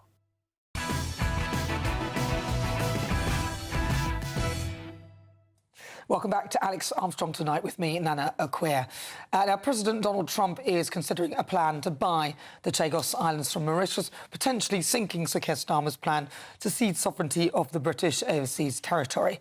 Now, White House officials have drawn up a proposal to bypass Number 10 and take control of Diego Garcia themselves amid uncertainty about the future of the military base. Right, let's get some more details from an expert on this. Attorney General of the Chagos government and partner of Keystone, James Tunbridge. James, thank you very much for joining us. All right, so what can you just explain then what is happening here? What is it about? Yes, absolutely. And it's understandable the way you introduce the item, but it's not quite right because, in fact, the Americans can't possibly buy the islands unless the British first cede to Mauritius. Yeah. Well, stopping that remains really important. And what we're seeing now, of course, is the Americans just looking after their own interests. The issue about them blocking the deal in the first place was always about the use of the base and their security. What I care about, what the Chagosian government cares about, is the Chagosian people. We've been saying for some time that this should be about self-determination. Resettlement is the solution. The Labour manifesto promised not to touch overseas territories, except for this one, apparently. And I think what we should all bear in mind is that the way that this government, our government, has handled this has led to all sorts of claims. You've got Mauritius, you've got Seychelles, you've got Maldives, and now America. They just think we're a pushover. Well, we have behaved very foolishly. I mean, the deal was absurd. But I thought in order to cede the island to Mauritius, we needed America's agreement and approval. That was literally one of the first things at the very beginning of the treaty. So the US could give us their agreement to do that, and then we'd be able to cede the islands to the Mauritius. Isn't that how it works? There's an element of this. So we've got an agreement with the United States that they have to consent because otherwise we break an agreement we have with them over the base. Right. So them withholding that consent has blocked the deal. The thing is, though, if this is true, if the United States want to buy the island, we're not going to sell it to them. They'd have to stop blocking the deal, let us give things to Mauritius, and then buy from Mauritius. So actually, that's what concerns me about this story. It's come... I think because the Americans are just looking at how to protect their long-term interests because they don't trust the British government. Well, I'm not even sure the people of this country trust the British government. But let's be clear. So what you're saying is that actually the deal being done does not rest with America agreeing for us to cede the islands to Mauritius. We don't have to do the deal at all. And I know that they tried to sue us for 50 million and that didn't work out either. So what should the government do? In my opinion, when you've got a claim from Mauritius, now you've got the Seychelles and the Maldives interested, you've got this potential deal in the background. The long-term solution to these islands is to let the people go back at least to the outer islands, which is what the Chagosian government I've been supporting wants to do. And then you've got a population that, just like the Falklands and Gibraltar and all the other overseas territories, they get asked. It's quite important that we do consider their interests. Nobody's talking to them. And I'm really pleased that last week Lord Weir introduced a private member's bill to protect their interests and demand a referendum. And it's passed first reading in the House of Lords, and I hope that our Parliament supports it. But it's a bit weird, isn't it? Our human rights lawyer, Keir Starmer, who talked about the Greenland and that Greenland belongs to Greenlanders, but yet for some odd reason he doesn't really seem to want to accept that Chagosians, well, their land belongs to them as well. I'm just a little bit confused because it doesn't make any sense to me. Why does he not care about the human rights of the Chagosians? I wish I knew. I think you're not alone in being confused. It's like every other small territory or group of people matters, but not this group of people. They're an inconvenient group of people. And I think that it's part of an embarrassment that this government has about our colonial past, and they want to get rid of any vestige, and this is an opportunity for them to just divest. Wow. It seems a bit shocking. I mean, I don't really get why our government have behaved in the way, giving away the island and buying it back or renting it back, spending 35 billion of taxpayers' money on something that was always really ours in the first place. Could this not be partly because Keir Starmer refused to allow Donald Trump initially to use the base for refuelling? I'm sure that the American attitude towards us and the islands has been heavily influenced by that. I think the United States has finally woken up to the fact that if that island is transferred, it's not as reliable as a base anymore. Because when he wanted to do operations against Iran, the British government alerted Mauritius, and we haven't even handed it over yet. So that obviously caused them concern, and then they were blocked from using it. You've got the Pendaba Treaty as well, which means that nuclear non-proliferation across Africa becomes an issue, and inspectors of that base. There's lots of problems. I think America has slowly woken up to the fact that the British haven't really told it straight. Yeah. All right, well, let's bring in my panel, journalist and broadcaster Linda Dewberry, businessman and activist Adam Brooks, also former Labour councillor Sebastian Salek.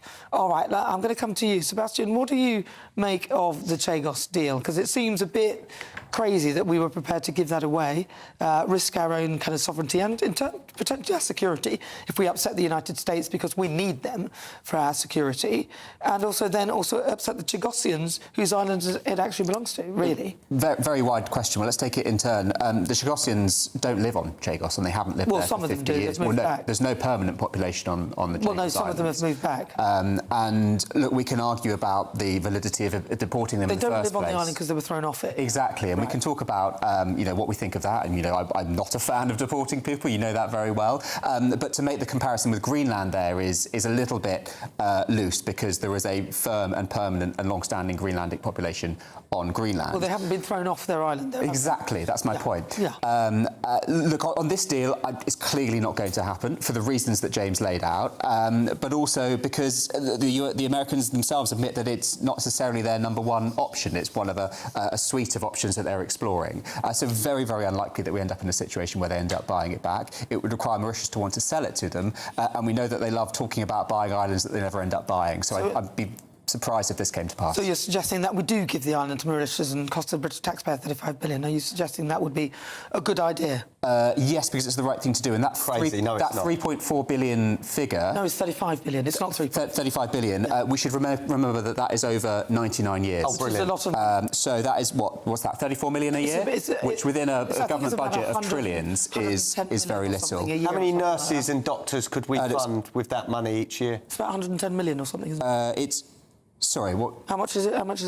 You're doing the sum, are you? Yeah, so this is a £3.4 billion cost in total. A year? No, in total, over 99 years. No, that was the figures that they realised were wrong. That's how they started out, and then nobody could make it work out that amount. Eventually, it comes to 35 billion, actually, which the British taxpayer we expected to fund, and then so that we can rent it back. So, do you still support it? Now knowing that, do you still support it? Well, I have to verify that, because I've just... If that is the case, would you still support it if it was 35 Yes, because I support our compliance with international treaties. We have no obligation. We've had this discussion before. You know my view on this. Yeah, but we have no obligation to listen to that ruling.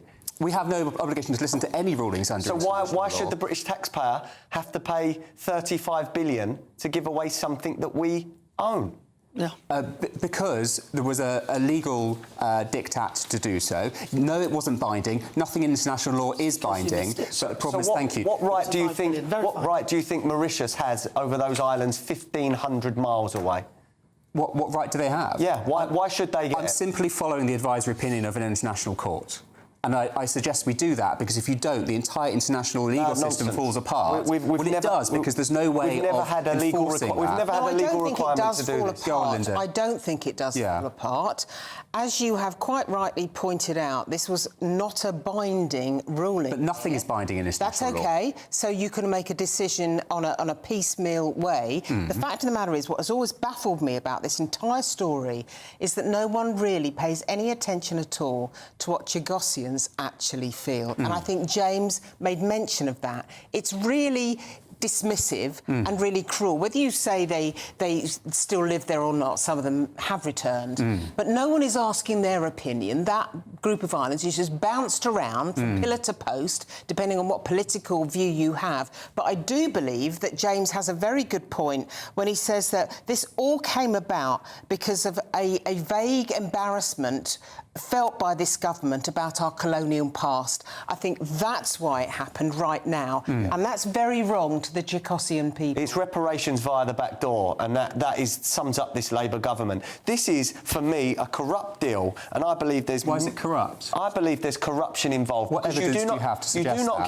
you do not give away something that you own and then charge your taxpayers for the privilege to do that. So we've seen in the assertion, not anything backed by any evidence. Well, on the no, there has been. The ex-Prime Minister of Mauritius was found with a suitcase of money, visas and a load of other stuff just after he'd done the deal. So, and that is there. You can read about that. Sure, happily. Coming up, all of Monday's front pages and, of course, all the latest on the strikes on Israel. Iran's foreign ministry has warned that any actions by Israel against Iran will be met with a crushing response. This is Alex Armstrong Tonight, with me, Nana Akwe, only on GB News. I forecast a perfect holiday in the sun. Weather looking good then? For sure, and no worries about our travel insurance. All Clear Travel Insurance sponsors GB News Travel Destinations Forecast. Hi there. If you're jetting off to the Mediterranean to escape the unsettled weather in the UK, then you won't be disappointed. Plenty of hot sunshine is on the way for most. A few isolated showers, perhaps for Greece, inland parts of Turkey, Albania and Montenegro. But most of the Mediterranean will be dry, hot and sunny on Monday, with very little in the way of cloud at all. A bit more in the way of cloud perhaps for Madeira, a cooler northerly flow here, and likewise for the Canary Islands, but still some warm, if not hot spells of sunshine and blue skies and hot and sunny weather for most in the week ahead. All Clear Travel Insurance sponsors GB News Travel Destinations Forecast. Good evening and welcome to your GB News weather update from the Met Office. It's still going to be an unsettled end to the weekend, which will continue into the second week of summer. So plenty of showers around, but there will be some brightness in between. Now, it's all thanks to this low pressure system we've got up towards Iceland, which is bringing this wavy frontal system towards Northern Ireland and Scotland through this evening. Ahead of that, it is cloudy. There is some patchy rain. It is mostly light around these parts, but across the Irish Sea, we've got this band of heavy rain moving into Wales and the West Country into the early hours of Monday morning. It is going to be a relatively mild night. Most places staying into double figures. Across Northern Ireland, where we have some clearer skies, it will feel rather fresher. So we could even see temperatures around the mid-single figures early morning. But first thing in the morning across the southeast, there will be some patchy rain, a few showers here, but again heavy across central England. Quite a nice start for Northern Ireland. Some nice sunshine to begin the new week. And across western Scotland, we'll have some sunnier spells as well. Bit cloudier out towards the east, but that will slowly start to clear off through the morning and into the afternoon. Now, we do want to keep an eye on these showers across central and eastern England. As they do move their way towards East Anglia, they are likely to turn heavy, maybe even the odd rumble of thunder. We could see up to 20 millimetres of rain falling within a couple of hours. But elsewhere, some nice sunnier spells. It will feel rather fresh within that sunshine. Temperatures around the mid-teens. We could get an 18 or 19 across the very far southeast. But Tuesday is going to be much of the same. It will be a nice start again across the southeast, but showers developing into the late morning and into the afternoon. Some of these showers again will be heavy and likely to bring the odd rumble of thunder, chiefly up towards the north. But unsettled through the week, showers of plenty and temperatures on the cool side for the time of year. From cold mornings to warm family brunches, from football to tennis in the car, in the kitchen, GB News Breakfast is there with the stories you need and the conversations that matter. Anyway, let's talk business. Well, it has been a historic night in British politics. It's astonishing, isn't it? We're here again to start your day just right. GB News Breakfast. Every morning from 6 a.m. Only on GB News. Britain's news channel. You want to know what's really going on in the corridors of power? Labour don't know what to do with you half the time, and that makes you quite lethal in the chamber. Get behind the headlines with Chopper's political podcast. Join me, Christopher Hope, as I sit down with the great and the good of British politics. We'll see where this ruling takes us. These are the stories shaping our nation. Chopper's political podcast, available now on all platforms. Listen in and stay ahead.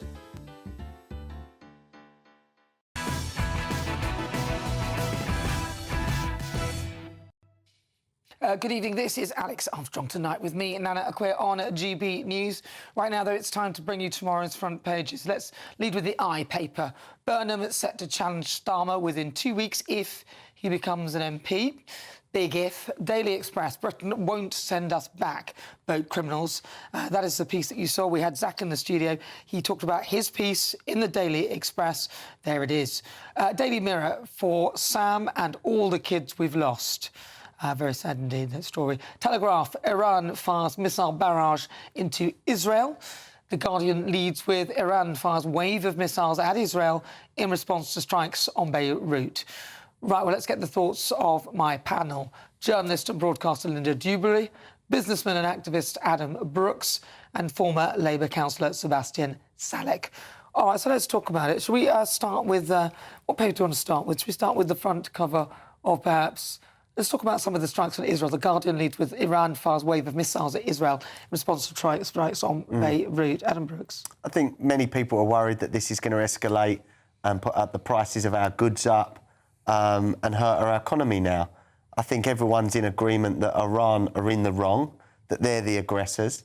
But how does it get sorted out when you've got different factions? I spoke about that earlier. Trump has said it's difficult to negotiate with a whole government of Iran because it's not that. It's basically tribes. So I'm not very confident that this is going to end soon, but I think Iran know they're outgunned. They haven't got a navy, they haven't got an air force, so they cannot win. But why would they start this if they are in such a poor position? It seems utter madness that they would do that. Well, they can last for a very, very long time. They're incredibly patient people, and I think they have been underestimated in this regard. Apparently, the missiles have been shot down, and they didn't cause extensive damage in Israel tonight, although the schools across northern Israel will be closed tomorrow.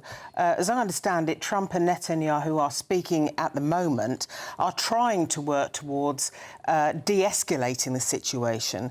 But Israeli contacts tell me that that is unlikely to happen. They feel that Israel will still go ahead with a response next week, even though Trump is trying very hard to keep this deal on track. But I suspect the situation will get much worse. Sebastian, the Telegraph also leads with the same story. Iran fires missile barrage into Israel. Your thoughts on that? I mean, let's remember how all of this started, and it was Trump striking Iran. And look, I think Linda's right. We've seen how resilient the Iranians have been, and it surprised me, I think it surprised all of us, that a country that was struck incredibly heavily, that doesn't have a particularly powerful military, has used all of the means at its disposal, whether that is military strikes in the local area or whether that is closing the Strait of Hormuz. They've been incredibly innovative, and I think what we've learned is we mustn't underestimate them. Because actually, this has started because we fear that Iran will have a nuclear weapon. That's what started this. And they were killing their own people and threatening the West. That is why it's been started. This had to happen. This had to happen. Unless you've got, you know, I've got kids. I do not want a nuclear-armed Iran threatening this country in 10 years' time and threatening to obliterate us, because we're going to be one of the first targets. Oh, cool. So I would rather take the pain now, get them gone, and hopefully a peaceful Middle East. But that's exactly the problem. We haven't got them gone. Well, they will be gone, but it's how long does it take? They've got no army, well, no air force, no navy. They're running out of missiles Trump went and into drones. That thinking he could take out the regime, and that regime is still standing. Yeah, but it won't be there for long because... Why not? Let's be honest. Change? If Israel and America decide to completely obliterate certain parts of Iran, they can do it. They've chosen not to do that now because they're on the side of the people and they don't want But they tried to take out the regime and they failed to take out the regime. What we should remember here is that Trump is trying to de-escalate this situation because of the problems he may face domestically at home. Now, that's important to remember that. But I agree with Adam that I think that this situation could not have been allowed to continue. When you think of all the people that Iran murdered, the Iranian Revolutionary Guard murdered that led up to this conflict, it's not surprising that things have turned out the way they have. All right, well, listen, coming up, the rest of your front pages, including Andy Burnham is set to challenge Sir Keir Starmer within 2 weeks if he becomes an MP.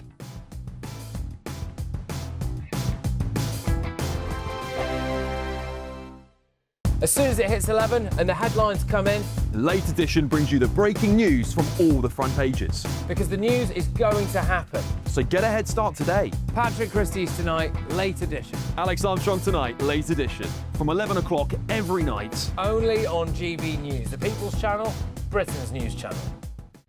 This is GB News, Britain's news channel. Baking award-winning biscuits.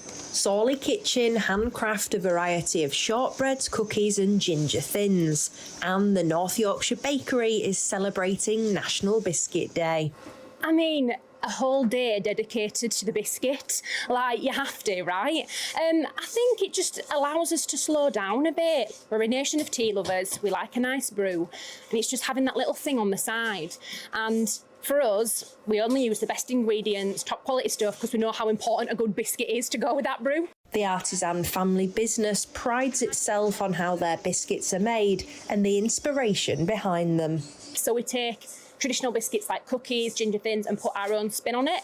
And I'd probably say that ginger thins are the most popular. When you snap it, that noise is amazing.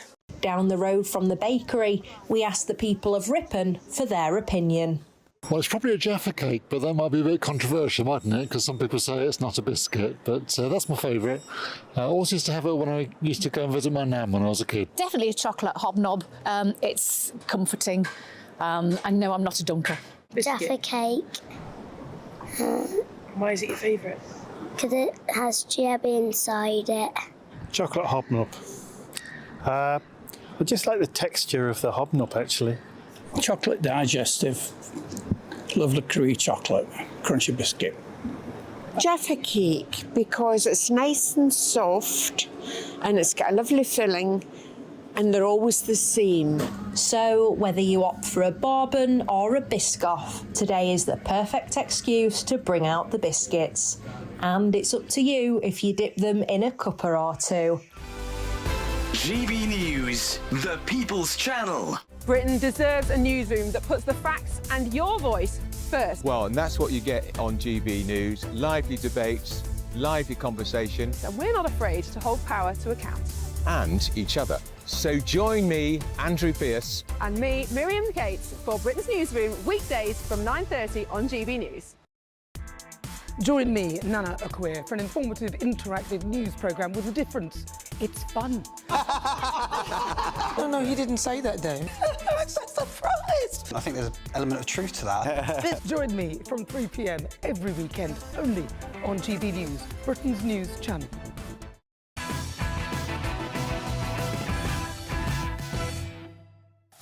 Right, let's return to the front pages. Let's take a look at the front page of the Metro.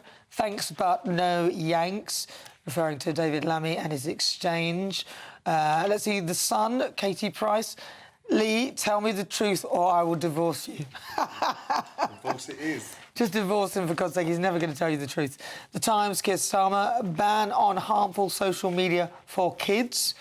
All right, let's get the thoughts of my panel. I want to talk a little bit about Katie Price. Let's lighten the mood here, or not, as the case may be. She's wanting Lee to tell her the truth. Apparently, he's in a prison in Dubai for about £100,000 worth of unpaid bills or something. I mean... Can I be honest with you? I think I probably echo some of the viewers. I couldn't care less about the relationship, but this is a circus. This is like a soap opera.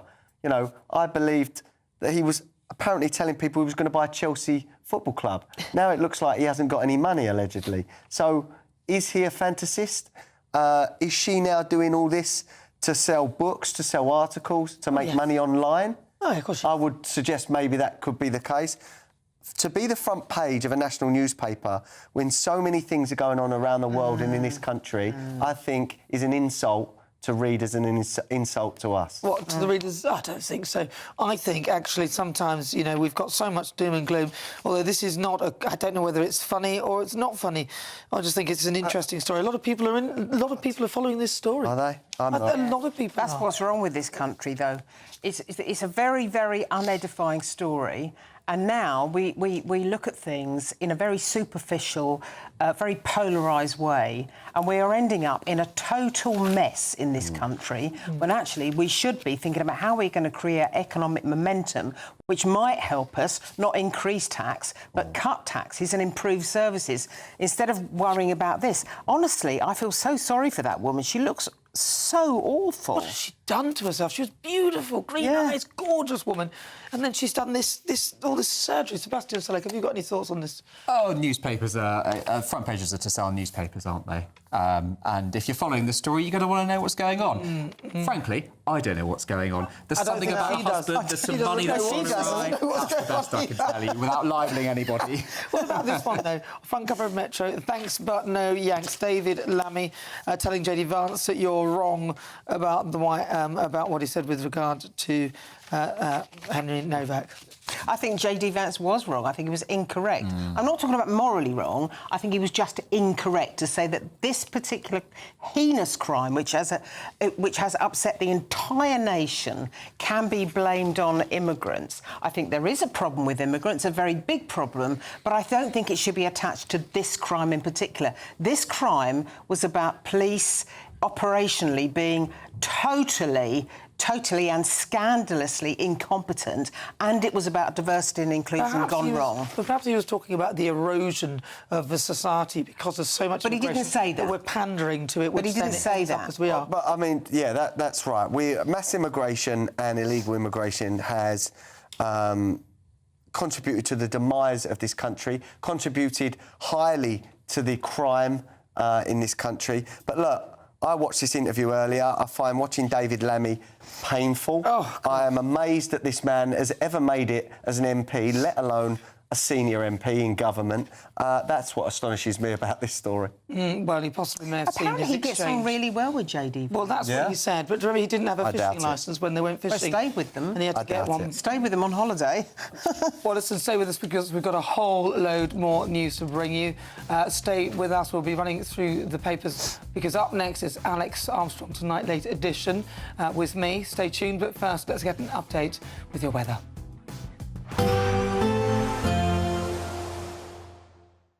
Expect warm spells with the odd rude interruption. Box Boiler sponsors the weather on GB News. Good evening and welcome to your GB News weather update from the Met Office. It's still going to be an unsettled end to the weekend, which will continue into the second week of summer. So plenty of showers around, but there will be some brightness in between. Now, it's all thanks to this low pressure system we've got up towards Iceland, which is bringing this wavy frontal system towards Northern Ireland and Scotland through this evening. Ahead of that, it is cloudy. There is some patchy rain. It is mostly light around these parts, but across the Irish Sea, we've got this band of heavy rain moving into Wales and the West Country into the early hours of Monday morning. It is going to be a relatively mild night. Most places staying into double figures. Across Northern Ireland, where we have some clearer skies, it will feel rather fresher. So we could even see temperatures around the mid-single figures early morning. But first thing in the morning across the southeast, there will be some patchy rain, a few showers here, but again heavy across central England. Quite a nice start for Northern Ireland. Some nice sunshine to begin the new week. And across western Scotland, we'll have some sunnier spells as well. Bit cloudier out towards the east, but that will slowly start to clear off through the morning and into the afternoon. Now, we do want to keep an eye on these showers across central and eastern England. As they do move their way towards East Anglia, they are likely to turn heavy, maybe even the odd rumble of thunder. We could see up to 20 millimetres of rain falling within a couple of hours. But elsewhere, some nice sunnier spells. It will feel rather fresh within that sunshine. Temperatures around the mid-teens. We could get an